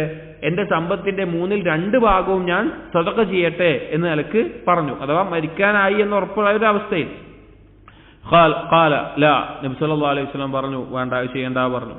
ഖുൽതു ഫശ്ശത്റു യാ റസൂലല്ലാഹ്, അപ്പൊ ചോദിച്ചു, അള്ളാഹുവിന്റെ റസൂലെ, പകുതി ഞാൻ സദഖ ചെയ്യട്ടെ, പകുതി സമ്പത്ത് സദഖ ചെയ്യട്ടെ? ഫഖാല ലാ, അപ്പൊ പറഞ്ഞു വേണ്ട. ഖുൽതു ഫസ്സുലുസു യാ റസൂലല്ലാഹ്, അല്ലാഹുവിന്റെ റസൂലേ, 1/3 ഞാൻ സദഖ കൊടുക്കട്ടെ, 1/3 സദഖ കൊടുക്കട്ടെ? ഖാല അസ്സുലുസു വസ്സുലുസു കസീറുൻ ഔ കബീറുൻ, അപ്പൊ നബി സല്ലല്ലാഹു അലൈഹി വസല്ലം 1/3 അത് തന്നെ കൂടുതലാണ്, അത് തന്നെ വലുതാണ് എന്ന് പറഞ്ഞു. അത് അനുവാദം കൊടുത്തു, 1/3 കൊടുത്തോളം അനുവാദം കൊടുത്തു, പക്ഷെ അത് തന്നെ കൂടുതലാണ് എന്ന് നിലക്ക് പറഞ്ഞു. എന്നിട്ട് പറഞ്ഞു, ഇന്നക അൻതദറ വറസതക അഗ്നിയാഅ ഖൈറും മിൻ അൻതദറഹും ആലതൻ യതകഫഫൂന الناس. ഇന്നക അൻതദറ വറസതക, നീ നിന്റെ അനന്തരാവകാശികളെ വിട്ടേച്ചു പോകൽ, അഗ്നിയാഅ സമ്പന്നരായ, അല്ലെങ്കിൽ സമ്പന്ന പറഞ്ഞാൽ മറ്റുള്ളവരിലേക്ക് ആവശ്യമല്ലാത്ത രീതിയിൽ ധന്യരായിക്കൊണ്ട് വിട്ടേച്ചു പോകലാണ്. ഖൈറും മിൻ അൻതദറഹും ആലതൻ യതകഫഫൂന الناس, നീ ദരിദ്രരായിട്ട് അവരെ വിട്ട് ആളുകളോട് ഞങ്ങൾക്ക് എന്തെങ്കിലും നൽകണം എന്ന് ആളുകളോട് ചോദിക്കേണ്ടി വരുന്ന ഒരു അവസ്ഥയിൽ വിട്ടേച്ചു പോകുന്നതിനേക്കാൾ നല്ല എന്താണ്? അതിന്റെ ആവശ്യമില്ലാതെ വിട്ടേച്ചു പോകലാണ്. വഇന്നക ലൻ തുൻഫിഖ നഫഖതൻ തബ്തഗി ബിഹാ വജ്ഹ അല്ലാഹ്, നീ അള്ളാഹുവിന്റെ വജ്ഹ് ഉദ്ദേശിച്ചുകൊണ്ട് നീ എന്നും ചെലവഴിക്കുന്നില്ല, അഥവാ എന്ത് ചെലവഴിച്ചാലും ഇല്ലാ ഉജിർത അലൈഹാ ഹത്താ മാ തജ്അലു ഫീ ഇംറഅതിക, അതിന് നിനക്ക് പ്രതിഫലം ലഭിക്കാതെ, അല്ലെങ്കിൽ എന്ത് അള്ളാഹിന്റെ വജ്ഹ് ഉദ്ദേശിച്ച് നീ ചെയ്താലും എന്ത് ചെലവഴിച്ചാലും നിനക്ക് പ്രതിഫലമുണ്ട്. എത്രത്തോളം എന്ന് വെച്ച് കഴിഞ്ഞാൽ, നീ നിർബന്ധമായി നീ ചെലവിന് കൊടുക്കേണ്ട നിന്റെ ഭാര്യയുടെ വായിൽ എന്തെങ്കിലും ഒരു കാര്യം വെച്ചു കൊടുത്താൽ പോലും, അഥവാ ഒരാൾ ഭാര്യക്കും മക്കൾക്കും മാതാപിതാക്കൾക്കും എല്ലാം അവർക്ക് ചെലവിന് കൊടുക്കുക, അവരെ നോക്കുക എന്നുള്ള അവന്റെ മേലെന്താണ്? നിർബന്ധമായിട്ടുള്ള കാര്യമാണ്. പക്ഷെ അത് അള്ളാഹുവിന്റെ വജ് ഉദ്ദേശിച്ചുകൊണ്ട്, ഇനി നിർബന്ധമല്ല എങ്കിൽ കൂടി മാനുഷികമായിട്ട് ആളുകൾ ചെയ്യുന്ന കാര്യമാണ്. ഇപ്പോ നമ്മൾ ആലോചിച്ചാൽ മതി, കാഫിറായിട്ടുള്ള ആളുകൾ അവരെ ഭാര്യമാരെ നോക്കുന്നവരുണ്ട്, മക്കളെ നോക്കും, അച്ഛനും അമ്മയെ നോക്കും, അല്ലെങ്കിൽ അവരെ മാതാപിതാക്കളെ നോക്കും, അങ്ങനെ ചെയ്യുന്നുണ്ട്. അവർ അള്ളാഹുവിനെ വജ് ഉദ്ദേശിച്ചാണോ? അല്ല. അവർക്ക് നിർബന്ധ ബാധ്യതയായിട്ടുകൊണ്ടാണോ? അല്ല. പക്ഷെ അവർ ചെയ്യുന്നവരുണ്ട്. അപ്പോ അള്ളാഹുവിന്റെ വജ്ഹ് ഉദ്ദേശിച്ചുകൊണ്ട് നീ ചെയ്യുകയാണെങ്കിൽ, അതൊരു ഭാര്യയുടെ വായിലേക്ക് ഒരു ഉരുള വെച്ച് കൊടുക്കുകയാണെങ്കിൽ ചില ഹദീസുകൾ കാണാം, അതിനും നിനക്കെന്തുണ്ട്? പ്രതിഫലമുണ്ടാകും.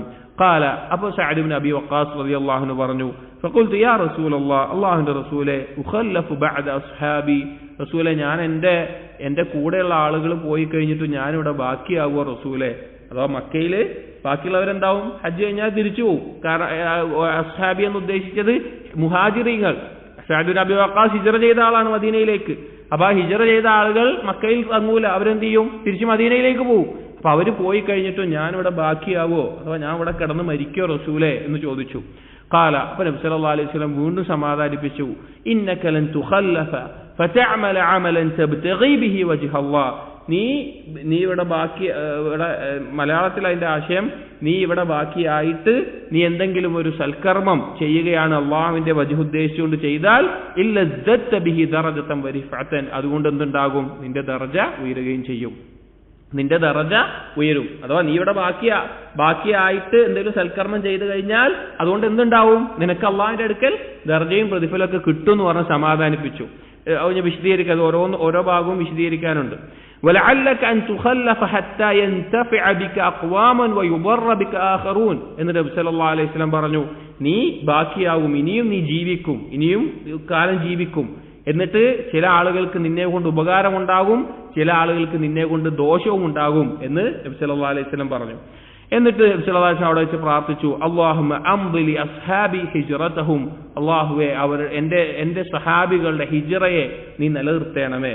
വലാ തറുദ്ദഹും അലാ അഖാബിഹിം, അവരുടെ ദീനിൽ നിന്ന് മുർത്തദായി പോകുന്ന അവസ്ഥയിൽ നീ ആക്കരുത്. ലാകിനിൽ ബാഇസു സഅദ് ഇബ്നു ഖൗല, എന്നാൽ ദൗർഭാഗ്യവാനായിട്ടുള്ള വ്യക്തി സഅദ് ഇബ്നു ഖൗല എന്ന സഹാബിയായിരുന്നു. അദ്ദേഹം ഹിജ്റ ചെയ്തു പോയ മുഹാജിറുകളുടെ കൂട്ടത്തിൽപ്പെട്ട ആളായിരുന്നു. പക്ഷേ ഹജ്ജിന് വന്നിട്ട് തിരിച്ച് മദീനയിലെത്തുന്നതിന് മുമ്പ് എവിടെ വെച്ച് മരണപ്പെട്ടു? മക്കയിൽ വെച്ച് അദ്ദേഹം മരണപ്പെട്ടു. ഇർസീലഹു റസൂലുള്ളാഹി സ്വല്ലല്ലാഹു അലൈഹി വസല്ലം അൻ മാത ബിമക്കത, മക്കയിൽ മരണപ്പെട്ടതിനെ സംബന്ധിച്ച് നബി സല്ലല്ലാഹു അലൈഹി വസല്ലമ ഖേദം പ്രകടിപ്പിച്ചിരുന്നു ആ സഹാബിയുടെ വിഷയത്തിൽ. മുത്തഫഖുൻ അലൈഹി. ഈ ഹദീസ് ഒരുപാട് ഫായിദകളുള്ള ഹദീസാണ്. അതുകൊണ്ട് അതിന്റെ ഓരോ ഭാഗം നമുക്ക് അതിന്റെ തുടക്കം മുതൽ ഓരോ ഭാഗത്തിലും പ്രധാനമായി മനസ്സിലാക്കേണ്ട പാഠങ്ങളും ഫവായിദുകളും പറഞ്ഞുകൊണ്ട് ഒന്നുകൂടി വായിക്കാം. അതിന്റെ തുടക്കം ഹജ്ജിന്റെ സമയത്താണെന്ന് പറഞ്ഞു. അപ്പൊ ഹജ്ജിന് ആദ്യം മനസ്സിലാക്കേണ്ടത്, ഹിജ്റ ചെയ്ത് മക്കയിൽ നിന്ന് ഹിജ്റ പോയിട്ടുള്ള മുഹാജിരീങ്ങളും മദീനയിലുള്ള അൻസാരികളും ഉണ്ട് നബി സല്ലല്ലാഹു അലൈഹി വസല്ലം എന്തിന്? ഹജ്ജ് ചെയ്യാൻ വേണ്ടി അവർ വന്നിട്ടുണ്ട്. അപ്പൊ ആ ഹജ്ജിന് ചെയ്യാൻ വേണ്ടി വന്ന സമയത്താണ് സഅദ് ഇബ്നു അബി വഖാസ് റളിയല്ലാഹു അൻഹുവിന് ഈ രോഗം ബാധിക്കുകയും നബി സല്ലല്ലാഹു അലൈഹി വസല്ലം രോഗസന്ദർശനം നടത്തുകയും ചെയ്യുന്നത്. ഇതിൽ ഒന്നാമത്തെ പാഠം എന്നുള്ളത് രോഗസന്ദർശനത്തിനെ സംബന്ധിച്ചിട്ടാണ്. നബി സല്ലല്ലാഹു അലൈഹി വസല്ലമ രോഗികളെ സന്ദർശിക്കാറുണ്ടായിരുന്നു. തന്റെ സഹാബികൾ രോഗികളുണ്ടെങ്കിൽ അവരെ വീട്ടിൽ പോയി സന്ദർശിക്കാറും അവരെ സമാധാനിപ്പിക്കാറും അവരുടെ തലഭാഗത്ത് നിന്നുകൊണ്ട് അവർക്ക് വേണ്ടി ദുആ ചെയ്യാറും അവർക്ക് വേണ്ടി പ്രാർത്ഥിക്കാറുമെല്ലാം നബി സല്ലല്ലാഹു അലൈഹി വസല്ലമ ചെയ്യാറുണ്ടായിരുന്നു. അത് വളരെയധികം ശ്രേഷ്ഠമായിട്ടുള്ള കാര്യമാണ്. അതുമായി ബന്ധപ്പെട്ട് ധാരാളം ഹദീസുകളും വന്നിട്ടുണ്ട്. അപ്പോ അങ്ങനെ സന്ദർശിച്ചു. ആ സമയത്താണ് സഅദ് ഇബ്നു അബി വഖാസ് റളിയല്ലാഹു അൻഹു ചോദിക്കുന്നത്, മരിക്കുമെന്ന് ഉറപ്പായ അവസ്ഥയിലുള്ള അത്രയും മാരകമായ രോഗം ബാധിച്ചപ്പോൾ ചോദിച്ചു, കൂടിയാലോചിച്ചു. ഇവിടെ മറ്റൊരു ഫായിദ ഉലമാക്കൾ പറയുന്നത്, അറിവുള്ളവരുമായിട്ട് കാര്യങ്ങൾ കൂടിയാലോചിക്കണം എന്നുള്ളതാണ്. ഇവിടെ വേണമെങ്കിൽ സഅദ് ഇബ്നു അബി വഖാസ് റളിയല്ലാഹു അൻഹു എന്ത് ചെയ്യാം? കൂടി ആലോചിക്കാതെ ഞാനിതാ എന്റെ സമ്പത്ത് ഇങ്ങനെ ചെയ്യുന്നതെന്ന് ചെയ്യാം. പക്ഷേ അറിവുള്ള ആളുകളുമായിട്ട് നല്ലൊരു കാര്യമാണെങ്കിൽ കൂടി നമ്മൾ എന്ത് ചെയ്യണം? കൂടി ആലോചിക്കണം എന്നുള്ളത്. കൂടി ആലോചിക്കുമ്പോൾ അങ്ങോട്ടും ഇങ്ങോട്ടുമുള്ള ശ്രദ്ധിക്കേണ്ട കാര്യങ്ങളൊക്കെ ഉണ്ട്. ആ ഉപദേശം കൊടുക്കുന്ന ആൾ കൃത്യമായി ഉറപ്പുള്ള നല്ല രീതിയിൽ നസിഹത്തോടു കൂടി ആയിരിക്കണം തിരിച്ചു ഉപദേശിക്കേണ്ടത്. അപ്പൊ ഇവിടെ ചോദിച്ച വിഷയം, എനിക്ക് ധാരാളം സമ്പത്തുണ്ട്, ഒരു മകൾ മാത്രമേ ഒരു മകൾ മാത്രമേ എനിക്കുള്ളൂ. അതുകൊണ്ട് ഞാൻ എന്റെ സമ്പത്തിന്റെ 2/3 ഭാഗവും ഞാൻ എന്ത് ചെയ്യട്ടെ? സ്വതക്ക കൊടുക്കട്ടെ എന്ന നിലക്കാണ് ചോദിക്കുന്നത്. ഞാൻ സ്വതക്ക നൽകട്ടെ. ഇവിടെ ഉലമാ അപ്പോൾ നബി സല്ലല്ലാഹു അലൈഹി വസല്ലം പറഞ്ഞു വേണ്ട. പകുതി പറഞ്ഞപ്പോൾ പറഞ്ഞു വേണ്ട. 1/3 പറഞ്ഞപ്പോൾ അത് തന്നെ കൂടുതലാണ് എന്ന നിലക്ക് നബി സല്ലല്ലാഹു അലൈഹി വസല്ലം അനുവാദം കൊടുത്തു. ഇവിടെ ഉലമാക്കൾ പ്രത്യേകം പറഞ്ഞിട്ടുണ്ട്, ഈ ഹദീസിൽ നമുക്ക് എന്ത് വ്യക്തമായി മനസ്സിലാക്കാം? ഒരാൾക്ക് അയാളുടെ സമ്പത്തിന്റെ 1/3 മാത്രമേ എന്ത് ചെയ്യാൻ പാടുള്ളൂ, വസിയത്ത് ചെയ്യാൻ പാടുകയുള്ളൂ എന്നുള്ള ഒരു മസ്അല ഇതിൽ നിന്ന് എടുക്കാറുണ്ട്. വസിയത്ത് പറഞ്ഞാൽ എന്താണ്? മരണസമയത്ത് അയാളുടെ സമ്പത്ത് അനന്തരാവകാശികൾ വീതിച്ചു കൊടുക്കേണ്ട നിയമമുണ്ട്. ആ അനന്തരാവകാശ സ്വത്ത് വീതിക്കുമ്പോൾ 2 കാര്യങ്ങൾക്ക് കഴിഞ്ഞതിന് ശേഷമാണ് എന്ത് അനന്തരാവകാശ സ്വത്ത് വീതിക്കേണ്ടത്. യഥാർത്ഥത്തിൽ 3 കാര്യമുണ്ട്, പ്രധാനപ്പെട്ട 2 കാര്യം. 3 കാര്യം എന്താണ്? ഒന്ന്, ഇയാളുടെ ജനാസയുടെ ആവശ്യമായിട്ടുള്ള ചെലവുകൾ, അയാളുടെ കഫൻ തുണി ആവട്ടെ അല്ലെങ്കിൽ അതുമായി ബന്ധപ്പെട്ട ചെലവുകൾ എന്താണോ അത് അയാളുടെ സമ്പത്തിൽ നിന്ന് എടുക്കണം. അത് കഴിഞ്ഞിട്ടേ കടം വരെ നബി സല്ലല്ലാഹു അലൈഹി വസല്ലമ പറഞ്ഞിട്ടുള്ളൂ. അപ്പോ കടബാധ്യത പറയുന്നുണ്ട്, വസിയത്ത് പറയുന്നുണ്ട്. ഈ 3 എണ്ണം കഴിഞ്ഞിട്ടാണ് ബാക്കിയാണ് എന്ത് ചെയ്യുക, അനന്തര സ്വത്തായിട്ട് വീതിക്കുക.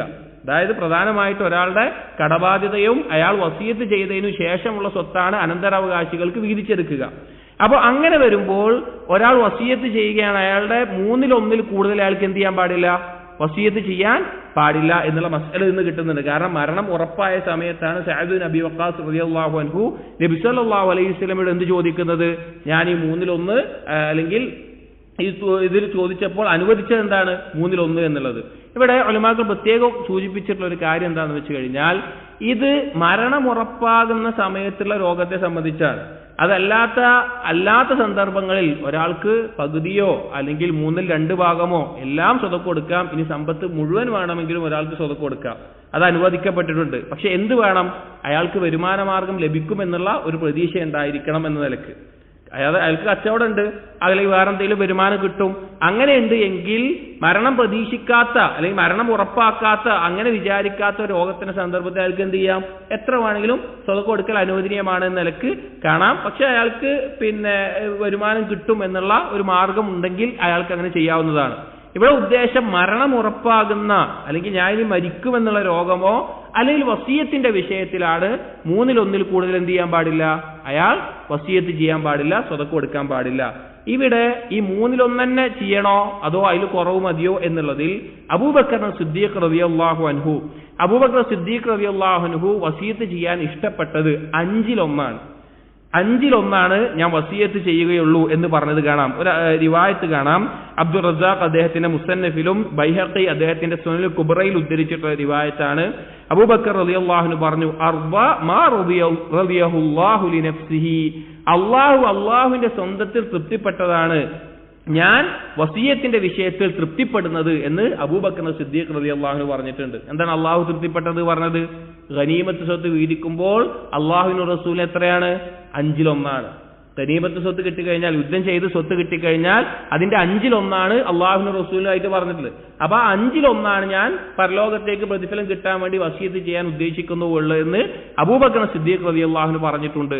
അതുകൊണ്ട് തന്നെ ഉലമാക്കൾ അതാണ്, പല സഹാബികളും അതാണ് നല്ലത് എന്ന നിലക്ക് 5/1 ഒരാൾക്ക് ധാരാളം സമ്പത്തുണ്ട്, അയാൾക്ക് വസിയത്ത് ചെയ്യാൻ ഇഷ്ടമുണ്ട്, ആഗ്രഹമുണ്ട് എങ്കിൽ അയാൾക്ക് ചെയ്യാവുന്നതിന്റെ ഏറ്റവും സൂക്ഷ്മമായിട്ടുള്ള പരിധി എന്താണ്, 5/1. 3/1 വരെ അനുവദനീയമാണ്. പക്ഷെ നല്ലത് എന്താണ്, 5/1. കാരണം 3/1 പറ്റി നബി സല്ലല്ലാഹു അലൈഹി വസല്ലം പറഞ്ഞ എന്താണ്, അസ്സുലുസു കസീർ, 3/1 തന്നെ കൂടുതലാണ് എന്ന് പറഞ്ഞതുകൊണ്ട്. അപ്പോൾ അങ്ങനെ ഒരു മസ്അല ഇതിൽ വരുന്നുണ്ട്. വസിയത്ത് ചെയ്യാൻ അനുവദനീയമായിട്ടുള്ളത് 3/1. അതിലേറ്റവും നല്ലത് സഹാബികൾ തെരഞ്ഞെടുത്തിട്ടുള്ള ഒരു രീതി 5/1, അല്ലെങ്കിൽ ആ 3/1 ഒഴിവാകാൻ 4/1 5/1 ആയിട്ട് 5/1 അബൂബക്കർ റളിയല്ലാഹു അൻഹു പറഞ്ഞതും ധാരാളം സഹാബികളിൽ നിന്ന് അത് ഉദ്ധരിക്കപ്പെട്ടിട്ടുമുണ്ട്. എന്നിട്ട് നബി സല്ലല്ലാഹു അലൈഹി വസല്ലം പറഞ്ഞ ഈ ഹദീസിന്റെ അടുത്ത ഒരു ഭാഗം, ഇന്നക അൻ തദറ വറസതക അഗ്നിയാ ഖൈറും മിൻ അൻ തദറഹും ആലതൻ യതകഫഫൂന അന്നാസ്. വളരെ പ്രധാനപ്പെട്ട ഒരു കാര്യമാണ്. അതായത് ഒരാൾ ഇങ്ങനെ മരണസമയത്ത് സ്വതക്ക കൊടുക്കാതിരിക്കാൻ അല്ലെങ്കിൽ ഇതെല്ലാം പൂർണ്ണമായി വസിയത്ത് ചെയ്യാതിരിക്കാൻ പറയാനുള്ള കാരണം എന്താണ്, ഒരാളുടെ അനന്തരാവകാശികൾ അഥവാ മേലോട്ടോ താഴോട്ടോ ഉള്ള അയാളുടെ ഉപ്പയാവട്ടെ, ഉപ്പയും ഉമ്മയാവട്ടെ, അല്ലെങ്കിൽ മക്കൾ അതുപോലെയുള്ളതാവട്ടെ, അല്ലെങ്കിൽ സഹോദരന്മാർ ആയിട്ടുള്ളവരാവട്ടെ, അങ്ങനെ ഏത് വിഷയത്തിലാവട്ടെ അവിടെ എന്ത് പറഞ്ഞ് അനന്തരാവകാശികളായിട്ടുള്ള ആളുകൾ അവരെന്ത് ചെയ്യാൻ പാടില്ല, അവർ മറ്റുള്ള ആളുകളോട് ചോദിച്ച് ജീവിക്കേണ്ട ഒരു അവസ്ഥയിൽ നീട്ടിച്ചു പോകരുത്. എനിക്ക് സമ്പത്തിന്റെ ഉലമാക്കൾ പറഞ്ഞു, കുറഞ്ഞ സമ്പത്തേ ഉള്ളൂ എങ്കിൽ അയാൾ വസിയത്തേ ചെയ്യാൻ പാടില്ല, അതാണ് നല്ലത്. ഒരാൾക്ക് കുറേ സമ്പത്തുണ്ടെങ്കിലാണ് 5/1 വസിയത്ത് ചെയ്തോട്ടെ എന്നുള്ളത്. കുറച്ചേ ഉള്ളൂ എങ്കിൽ അയാൾ വസിയത്ത് ചെയ്യാതിരിക്കുന്നതാണ് പാടില്ല പറഞ്ഞാൽ ഹറാമായതുകൊണ്ടല്ല, വസിയത്ത് ചെയ്യാതിരിക്കലാണ് എന്ത് അഫ്വൽ. കാരണം അയാൾക്ക് അനന്തരാവകാശികൾക്ക് ഒന്നും കിട്ടാതെ മറ്റുള്ളവരോട് ചോദിക്കേണ്ട അവസ്ഥയിൽ വിട്ടേച്ചു പോകരുത്. അതുപോലെ അതിനെ തുടർന്ന് പറഞ്ഞ കാര്യമാണ് അള്ളാഹുവിന്റെ വജ്ഹ് ഉദ്ദേശിച്ചുകൊണ്ട് നിന്റെ ഭാര്യയ്ക്ക് അല്ലെങ്കിൽ നീ എന്ത് ചെലവഴിച്ചാലും അതിന് പ്രതിഫലമുണ്ട്, ഭാര്യയ്ക്ക് നൽകുന്നതാണെങ്കിലും. ഇതാണ് നമ്മുടെ ബാവുമായി ബന്ധപ്പെട്ടിട്ടുള്ളത്. ബാബുൽ ഇഖ്ലാസ് വൻ നിയ്യവുമായി ബന്ധപ്പെട്ടുള്ളത് ഇതാണ്. അഥവാ അള്ളാഹുവിന്റെ വജ്ഹ് ഉദ്ദേശിച്ചുകൊണ്ടാണ് നമ്മൾ അങ്ങാടി പോയി സാധനം വാങ്ങി വീട്ടിൽ കൊണ്ടുപോയി കൊടുക്കുന്നത്, അത് നമ്മുടെ മക്കൾക്ക് ആവശ്യമായിട്ടുള്ള വസ്ത്രമോ ഭക്ഷണമോ കൊടുക്കുന്നത്, മാതാപിതാക്കൾക്ക് വേണ്ടി ചെയ്യുന്നത്, എന്ത് കാര്യമാവട്ടെ, ഇനി സ്വന്തത്തിന് ഭക്ഷണം കഴിക്കുന്നതാവട്ടെ, എന്റെ ശരീരത്തിന് ഞാൻ ഭക്ഷണം കൊടുക്കുന്നത് അള്ളാഹു എന്നോട് കൽപ്പിച്ചിട്ടുള്ള കാര്യമാണ്, അള്ളാഹു തന്ന ഈ ശരീരം നല്ല രീതിയിൽ നോക്കണം എന്നുള്ള നിയ്യത്തിലാണെങ്കിൽ പോലും എന്തുണ്ട്, പ്രതിഫലമുണ്ട്. അപ്പൊ നമ്മൾ എത്രത്തോളം എന്ന് വെച്ച് കഴിഞ്ഞാൽ നമ്മുടെ ശാരീരിക ആഗ്രഹം പൂർത്തീകരിക്കാൻ വേണ്ടി നമ്മുടെ ഭാര്യയുമായി കിടപ്പറ പങ്കിടുന്നതിന് പോലും നമുക്ക് പ്രതിഫലമുണ്ട്. എന്തുകൊണ്ടാണ്? അത് അല്ലാഹു സുബ്ഹാനഹു വ തആല ഇഷ്ടപ്പെടുന്ന രീതിയിലായതുകൊണ്ട്, തൃപ്തിപ്പെടുന്ന രീതിയിലായതുകൊണ്ട്. അപ്പൊ നിയ്യത്തുണ്ട് എങ്കിൽ ഏതൊരു കർമ്മത്തിനും നല്ല നിയ്യത്തുണ്ട് എങ്കിൽ അള്ളാഹുവിന്റെ വജ്ഹ് ഉദ്ദേശിച്ചതാണെങ്കിൽ അത് വളരെയധികം പ്രതിഫലം നേടുന്ന കാര്യമാണ്. അതാണ് നമ്മുടെ ഈ ഫസ്ലുമായി അല്ലെങ്കിൽ ഈ ബാബുമായി ബന്ധപ്പെട്ടിട്ടുള്ളത്. ഖാല, പിന്നെ അടുത്ത ഭാഗം വളരെ പ്രധാനപ്പെട്ട നമ്മൾ ചിന്തിക്കേണ്ട ഒരു ഭാഗമാണ്. സഅദ് ബിൻ അബി വഖാസ് റളിയല്ലാഹു അൻഹു ഭയപ്പെട്ട ഒരു കാര്യമാണ്.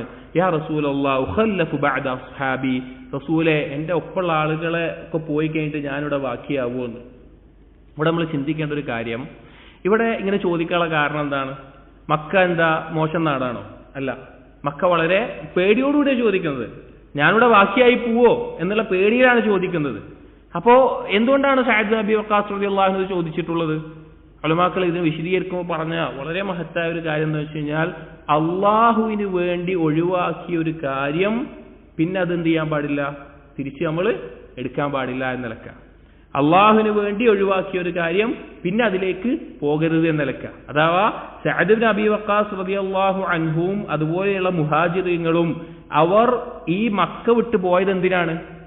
അള്ളാഹുവിന്റെ ദീനനുസരിച്ച് ജീവിക്കാൻ സാധിക്കാത്തൊരു കാര്യമായതുകൊണ്ടാണ്, അല്ലെങ്കിൽ അവിടെ സാധിക്കുന്നില്ല എന്നുള്ളത് കൊണ്ടാണ് ഇതെല്ലാം ഒഴിവാക്കിയിട്ട് എങ്ങോട്ട് പോയത്?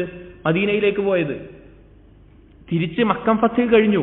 മക്കം ഫത്ത് കഴിഞ്ഞിട്ട് ഒരു വർഷം കഴിഞ്ഞിട്ടാണ് നബി സല്ലല്ലാഹു അലൈഹി വസല്ലം എന്ത് ചെയ്യുന്നത്? ഹജ്ജ് ചെയ്യാൻ വരുന്നത്. മക്കം ഫത്ത് കഴിഞ്ഞു. അതുപോലെ തന്നെ മുസ്ലിമുകളുടെ കീഴിലാണ്. മക്ക അത്രയും ശ്രേഷ്ഠമായ നാടാണ്. പക്ഷേ എന്ത് ചെയ്തിട്ടില്ല? സഹാബികൾ മുഹാജിരീങ്ങൾ അവിടെ നിൽക്കാൻ ഉദ്ദേശിച്ചിട്ടില്ല. എന്താ കാരണം എന്നറിയോ? അള്ളാഹുവിന് വേണ്ടി ഒഴിവാക്കിയ ഒരു സ്ഥലം ഇനി ഞങ്ങൾക്ക് വേണ്ട, അള്ളാഹുവിന് വേണ്ടി ഒഴിവാക്കിയ ഒരു സ്ഥലം ഇനി ഞങ്ങൾക്ക് വേണ്ട, ഞങ്ങൾക്ക് മദീനയിൽ എത്തണം. അതാണ് സഅദ് ബിൻ അബി വഖാസ് റളിയല്ലാഹു അൻഹു ചോദിച്ചു, റസൂലേ ഞാൻ അവിടെ ബാക്കിയാവോ, മദീനത്തേക്ക് എത്താൻ പറ്റൂലേ എന്നുള്ളത് നമ്മൾ മനസ്സിലാക്കണം. സഹാബികൾ പിന്നീട് അവിടെ വന്നിട്ട് താമസിക്കാൻ നിന്നിട്ടില്ല. നബി സല്ലല്ലാഹു അലൈഹി വസല്ലമ മക്കം ഫത്തിനും അതുപോലെ അത് കഴിഞ്ഞിട്ട് പിന്നെ ഹുനൈൻ യുദ്ധവുമായി ബന്ധപ്പെട്ട് കുറച്ച് ദിവസം കഴിഞ്ഞ് നബി സല്ലല്ലാഹു അലൈഹി വസല്ലമ തിരിച്ച് മദീനത്ത് പോയിട്ടുണ്ട്.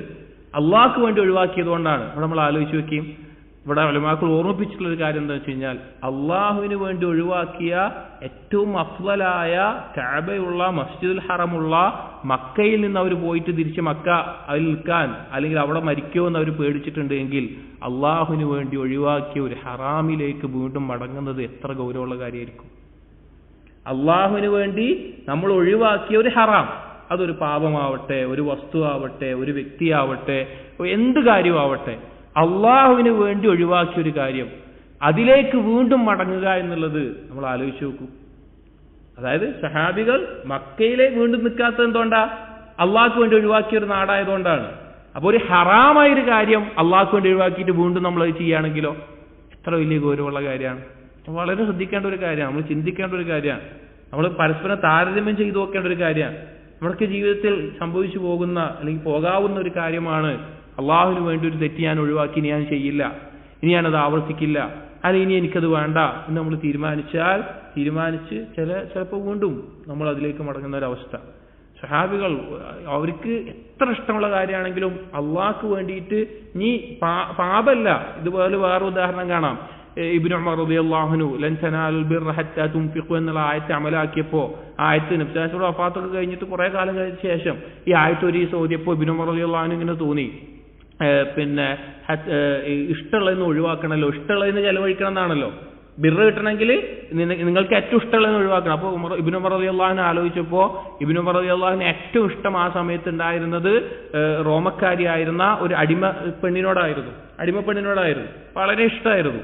അപ്പോൾ ഇബ്നു ഉമർ റളിയല്ലാഹു അൻഹു അവളെ സ്വതന്ത്രയാക്കിയിട്ട് വേറൊരാൾക്ക് വിവാഹം കഴിപ്പിച്ചു കൊടുത്തു.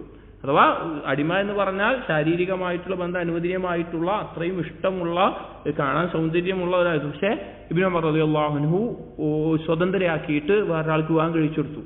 അപ്പോൾ ആളുകൾ ചോദിച്ചു, പിന്നെ നിങ്ങൾക്ക് അള്ളാഹ്ക്ക് വേണ്ടിയിട്ടാണല്ലോ സ്വതന്ത്രയാക്കി കൊടുക്കുന്നത്, ഒഴിവാക്കുന്നത് അള്ളാഹ്ക്ക് വേണ്ടിയിട്ടാണല്ലോ, നിങ്ങൾക്ക് അവർ വിവാഹം കഴിക്കാമായിരുന്നല്ലോ, സ്വതന്ത്രയായതിനു ശേഷം നിങ്ങൾക്ക് വിവാഹം കഴിക്കാമായിരുന്നല്ലോ. ഇബ്നു ഉമർ റളിയല്ലാഹു അൻഹു പറഞ്ഞിട്ടുണ്ട്, അള്ളാഹ്ക്ക് വേണ്ടി ഒഴിവാക്കിയൊന്നിനെ എനിക്ക് തിരിച്ചു വേണ്ട, അള്ളാഹ്ക്ക് വേണ്ടി ഒഴിവാക്കിയൊന്നിനെ എനിക്ക് വേണ്ട. ഇതുപോലെ സലഫുകളുടെ ജീവിതത്തിൽ ധാരാളം സംഭവങ്ങൾ കാണാം, സഹാബികളുടെ ജീവിതത്തിലും സലഫുകളുടെ ജീവിതത്തിലും ഒക്കെ. പക്ഷെ ഇത് വളരെ ചിന്തിക്കേണ്ട ഒരു കാര്യമാണ്. കാരണം അത്രയും അഫ്ളലായ അത്രയും ശ്രേഷ്ഠതയുള്ള ആ നാട്ടിൽ മുസ്ലിമീങ്ങളുടെ ഭരണം ഉണ്ടാകുന്ന അവസ്ഥയിൽ എത്തിയിട്ടും ഇനി അവിടെ ഹിജറയുടെ ബുദ്ധിമുട്ടൊന്നുമില്ല, അവിടെ ഇസ്ലാം അനുസരിച്ച് അവർക്ക് ജീവിക്കാം. പക്ഷെ എന്നാൽ പോലും അള്ളാഹുവിന് വേണ്ടി ഒഴിവാക്കിയൊരു നാട്ടിൽ ഞാൻ ബാക്കിയാവുക റസൂലേ എന്ന് സഅദ് ബിൻ അബീ വഖാസ് റളിയല്ലാഹു അൻഹു ചോദിക്കുകയാണ്. അപ്പോൾ നമ്മുടെ ജീവിതത്തിൽ അള്ളാഹുവിന് വേണ്ടി ഒഴിവാക്കിയിട്ടുള്ള ഒരു ഹറാം, അതിനോടുള്ള ഇഷ്ടം, അതിനോടുള്ള ആഗ്രഹം തോന്നുമ്പോൾ ഇത് നമ്മൾ ആലോചിക്കേണ്ടതാണ്. അപ്പോൾ നബി സല്ലല്ലാഹു അലൈഹി വസല്ലം പറഞ്ഞ വാക്ക് അത് ഈ ബാബുമായി ബന്ധപ്പെട്ട ഒരു കാര്യമാണ്. എന്താ പറഞ്ഞത്? നീ ഇവിടെ ഇനി ബാക്കിയാണെങ്കിലും, സമാധാനിപ്പിക്കുകയാണ്, രോഗിയാവുമ്പോൾ പേടിയാണ്, അപ്പൊ സമാധാനിപ്പിക്കുക, നീ ഇവിടെ ബാക്കിയായാലും അള്ളാഹുവിന്റെ വജ്ഹ് ഉദ്ദേശിച്ച് നീ സൽക്കർമ്മം ചെയ്താൽ നിന്റെ ദർജ എന്താവും? ഉയരും. അതായത് ഞാൻ ഇവിടെ ബാക്കിയായാൽ എന്റെ ദർജ താഴുമെന്ന പേടി, പക്ഷെ അള്ളാഹുവിന്റെ വജ്ഹ് ഉദ്ദേശിച്ചുകൊണ്ടാണെങ്കിൽ നിന്റെ ദർജ വീണ്ടും ഉയരും എന്ന് പറഞ്ഞുകൊണ്ട് സമാധാനിപ്പിച്ചു. അവിടെ വീണ്ടും പറഞ്ഞ എന്താ? വജ്ഹ് അല്ലാഹ്, അള്ളാഹുവിന്റെ വജ്ഹ് ഉദ്ദേശിച്ചുകൊണ്ട് കർമ്മം ചെയ്താൽ നിനക്ക് പ്രതിഫലം ഉണ്ടാകും. എന്നിട്ട് നബി സല്ലല്ലാഹു അലൈഹി വസല്ലം പറഞ്ഞ വാക്ക് മുഅ്ജിസത്താണ്. കാരണം വിശേഷം പറഞ്ഞത്, നീ ഇനിയും കുറെ കാലം ജീവിക്കുകയും മറ്റുള്ളവർക്ക് എന്തുണ്ടാകും? നിന്നെ കൊണ്ട് ഒരു കൂട്ടർക്ക് ഉപകാരവും ഒരു കൂട്ടർക്ക് ബുദ്ധിമുട്ടുണ്ടാകും എന്ന് പറഞ്ഞത്. ഇതിലൊന്ന്, പിന്നീട് ഒരുപാട് കാലം സഅദ് ബിൻ അബീ വഖാസ് റളിയല്ലാഹു അൻഹു ജീവിച്ചിട്ടുണ്ട്. ഏകദേശം 17ഓളം ആൺമക്കളും 12ഓളം പെൺമക്കളും പിന്നീട് സഅദ് ബിൻ അബീ വഖാസ് റളിയല്ലാഹു അൻഹുവിന് ജനിച്ചിട്ടുണ്ട്. ആളുകൾക്ക് ഉപകാരപ്പെടുമെന്നുള്ളത് ഇസ്ലാമിക ലോകത്തുണ്ടായിരുന്ന വലിയ യുദ്ധങ്ങളിൽ, മദായിൻ പോലെയുള്ള സഹാബികൾ കടലിന് മേലെ കൂടെ നടന്ന് പേർഷ്യ കീഴടക്കിയ ഉമർ റളിയല്ലാഹുവിന്റെ കാലത്തുണ്ടായ യുദ്ധമാണ് മദായിൻ പറഞ്ഞൊരു യുദ്ധം. അത് പേർഷ്യൻ കിസ്റക്ക് കീഴടക്കിയത്. അന്ന് അല്ലാഹു തആല സഅദ് ബിൻ അബീ വഖാസിന്റെ നേതൃത്വത്തിലുള്ള സൈന്യമാണ് കടലിന് മുകളിലൂടെ നടന്നു പോയിക്കൊണ്ട് അല്ലാഹു നൽകിയ കറാമത്ത് യുദ്ധം ജയിച്ചു വന്നിട്ടുള്ളത്. അതുപോലെ ധാരാളം ഫത്ഹുകളിൽ സാക്ഷിയായിട്ടുള്ള പങ്കെടുത്തിട്ടുള്ള ആളാണ് ആര്? സഅദ് ബിൻ അബീ വഖാസ്. ഉപദ്രവം നേരിട്ടത് ആർക്കാണ്? ബുദ്ധിമുട്ട് ആർക്കാണ്? കുഫാറുകൾക്കാണ്. സഅദ് ബിൻ അബീ വഖാസിനോട് ബുദ്ധിമുട്ടുണ്ടായത് കുഫാറുകൾക്കാണ്. പിന്നീട് ഇസ്ലാമിക ലോകത്ത് ഫിത്ന ഉണ്ടായപ്പോൾ, അലി റളിയല്ലാഹുവിന്റെ ഉസ്മാൻ റളിയല്ലാഹുവിന്റെ വഫാത്തിന് ശേഷം ഫിത്ന ഉണ്ടായപ്പോൾ സഅദ് ബിൻ അബീ വഖാസ് റളിയല്ലാഹു ഒഴിഞ്ഞു മാറി താഴ്വരയിലേക്ക് മാറി താമസിച്ച് അവിടെ കൃഷിയും മറ്റുമായിട്ട് ഒതുങ്ങി താമസിച്ചു എന്ന് മാത്രം. അതല്ലാതെ ധാരാളം ഫത്ഹകളിൽ പങ്കെടുത്തിട്ടുള്ള ആളായിരുന്നു സഅദ് ബിൻ അബീ വഖാസ്. അപ്പൊ അന്ന് നബി സല്ലല്ലാഹു അലൈഹി വസല്ലം എന്ത് പറഞ്ഞിട്ടുണ്ട്? ഇത് അന്ന് വസിയത്തൊന്നും എല്ലാം ഒഴിവാക്കിയിട്ട് പോവാണെങ്കിലോ? പക്ഷെ അങ്ങനെ ചെയ്യുമ്പോൾ വിശ്വാസം പറഞ്ഞിട്ടുണ്ട്, നീ ഇനിയും ജീവിക്കും എന്നുള്ളത് പറഞ്ഞിട്ടുണ്ട്. അത് മുഅ്ജിസത്തിന്റെ അടയാളമാണ്. അവിടെ നബി സല്ലല്ലാഹു അലൈഹി വസല്ലം പ്രാർത്ഥിച്ച പ്രാർത്ഥന, അല്ലാഹുമ്മ അംദിലി അസ്ഹാബി ഹിജ്റതഹും, അല്ലാഹുവേ അവരുടെ ഹിജ്റ നീ എന്റെ സഹാബികൾക്ക് നീ നിലനിർത്തി കൊടുക്കണമേ. അതായത് ഇവിടെ മരിപ്പിക്കരുതേ, മദീനയിലേക്ക് എത്തിക്കണമേ. അവർ ഹിജ്റ ചെയ്തു പോയതാണ്, അവരെ ഈമാനിൽ ഉറപ്പിച്ചു നിർത്തുന്നത് പോലെ ഹിജ്റയിലും ഉറപ്പിച്ചു നിർത്തണമേ. അവർ ഹിജ്റ പൂർത്തീകരിക്കുന്ന അവസ്ഥയിലാക്കണമേ. വലാ തറുദ്ദഹും അലാ അഖാബിഹിം, അവരെ എന്ത് ചെയ്യരുത്? എന്റെ കാലശേഷം മുർത്തദ്ദായി പോകുന്ന അവസ്ഥയിൽ നീ ആക്കരുതേ എന്ന് പ്രാർത്ഥിച്ചു. പക്ഷെ ആ കൂട്ടത്തിൽ അന്ന് വന്ന മുഹാജിറുകളിൽ ഒരു സഹാബി സഅദ് ബിൻ ഖൗല എന്ന സഹാബി മക്കയിൽ വെച്ച് മരണപ്പെടുകയുണ്ടായി. ആ മക്കയിൽ വെച്ച് മരണപ്പെട്ടല്ലോ എന്നുള്ളതിൽ നബി സല്ലല്ലാഹു അലൈഹി വസല്ലമ ഖേദം പ്രകടിപ്പിക്കുകയും ചെയ്തിട്ടുണ്ട്. അപ്പോൾ ഈ ഹദീസിൽ നമ്മുടെ ബാബുമായി ബന്ധപ്പെട്ട പ്രധാനപ്പെട്ട രണ്ട് കാര്യങ്ങളും പറഞ്ഞു. അള്ളാഹുവിന്റെ വജ്ഹ് ഉദ്ദേശിച്ചുകൊണ്ട് ഏതൊരു കാര്യം ചെയ്യുകയാണെങ്കിലും അതിന് പ്രതിഫലമുണ്ട്, അത് നിർബന്ധമായ കാര്യമാണെങ്കിലും. പിന്നെ ഈ ഹദീസിൽ നിന്നുള്ള മറ്റൊരു ഫായിദ ഉലമാക്കൾ പറയാനുള്ളത്, ചില കാര്യങ്ങൾ നിയ്യത്ത് നല്ലതാണെങ്കിലും ആ അമല് ചിലപ്പോൾ ദോഷം ചെയ്യുന്ന കാര്യമായി തീരും എന്നുള്ളതാണ് പറയാനുള്ള കാരണം. സഅദ് ബിൻ അബീ വഖാസ് റളിയല്ലാഹു അൻഹു തന്റെ സ്വത്തിന്റെ 2/3 ഭാഗവും പകുതിയും സദഖ കൊടുക്കാൻ തീരുമാനിക്കുക എന്നുള്ളത് അദ്ദേഹത്തിന്റെ നിയ്യത്ത് എന്താണ്? നല്ല നിയ്യത്താണ്, നല്ല ഉദ്ദേശത്തിലാണ് ചെയ്യുന്നത്. സദഖ കൊടുക്കുന്ന മോശപ്പെട്ട കാര്യമാണോ? അല്ല. പക്ഷെ നബി സല്ലല്ലാഹു അലൈഹി വസല്ലം ചെയ്യണ്ട എന്ന് പറഞ്ഞു. കാരണം അതിന്റെ അനന്തരഫലം കൊണ്ട് എന്തുണ്ടാവും? ചില ദോഷങ്ങൾ അവിടെ ഉണ്ടാകും. അപ്പൊ ചില കാര്യങ്ങൾ നമ്മൾ നല്ലത് ഉദ്ദേശിച്ചുകൊണ്ടും വൈകാരികമായിട്ടുള്ള ചില കാര്യങ്ങളായിരിക്കും. വൈകാരികമായ ചില കാര്യങ്ങളുടെ അടിസ്ഥാനത്തിൽ നല്ലത് ഉദ്ദേശിച്ചുകൊണ്ടേ നമ്മൾ ചെയ്യുന്നുണ്ടാവുകയുള്ളൂ. പക്ഷേ അതുകൊണ്ട് ചിലപ്പോൾ അനന്തരഫലങ്ങൾ ദോഷമായിട്ടുള്ള ആ കർമ്മം തന്നെ ചിലപ്പോൾ എന്താവും, അനന്തരഫലം ദോഷമായിട്ടുള്ള കാര്യമായിട്ട് തീരും. അതുകൊണ്ടാണ് ഉലമാക്കളോട്, അറിവുള്ളവരോട്, അനുഭവമുള്ളവരോട് കാര്യങ്ങൾ കൂടി ആലോചിക്കണം. അതുകൊണ്ടാണ് സഅദ് അബി വഖാസ് റളിയല്ലാഹു അൻഹു നബി സല്ലല്ലാഹു അലൈഹി വസല്ലമയോട് കൂടി ആലോചിച്ചത്. അപ്പോൾ ഏതൊരു നല്ല കാര്യമായി നമുക്ക് തോന്നുന്ന കാര്യമാണെങ്കിലും അറിവുള്ള, അനുഭവമുള്ള ആളുകളോട് കൂടി ആലോചിക്കണം എന്നുള്ളതും ഇതിന്റെ ഫായിദയായി പണ്ഡിതന്മാർ പറയാറുണ്ട്. ഇൻഷാ അല്ലാഹ് അടുത്ത ഹദീസുകൾ അടുത്ത ദർസിൽ നോക്കാം. سبحانك اللهم وبحمدك أشهد أن لا إله إلا أنت أستغفرك وأتوب إليك وصلى الله على نبينا محمد وعلى آله وأصحابه أجمعين والحمد لله رب العالمين.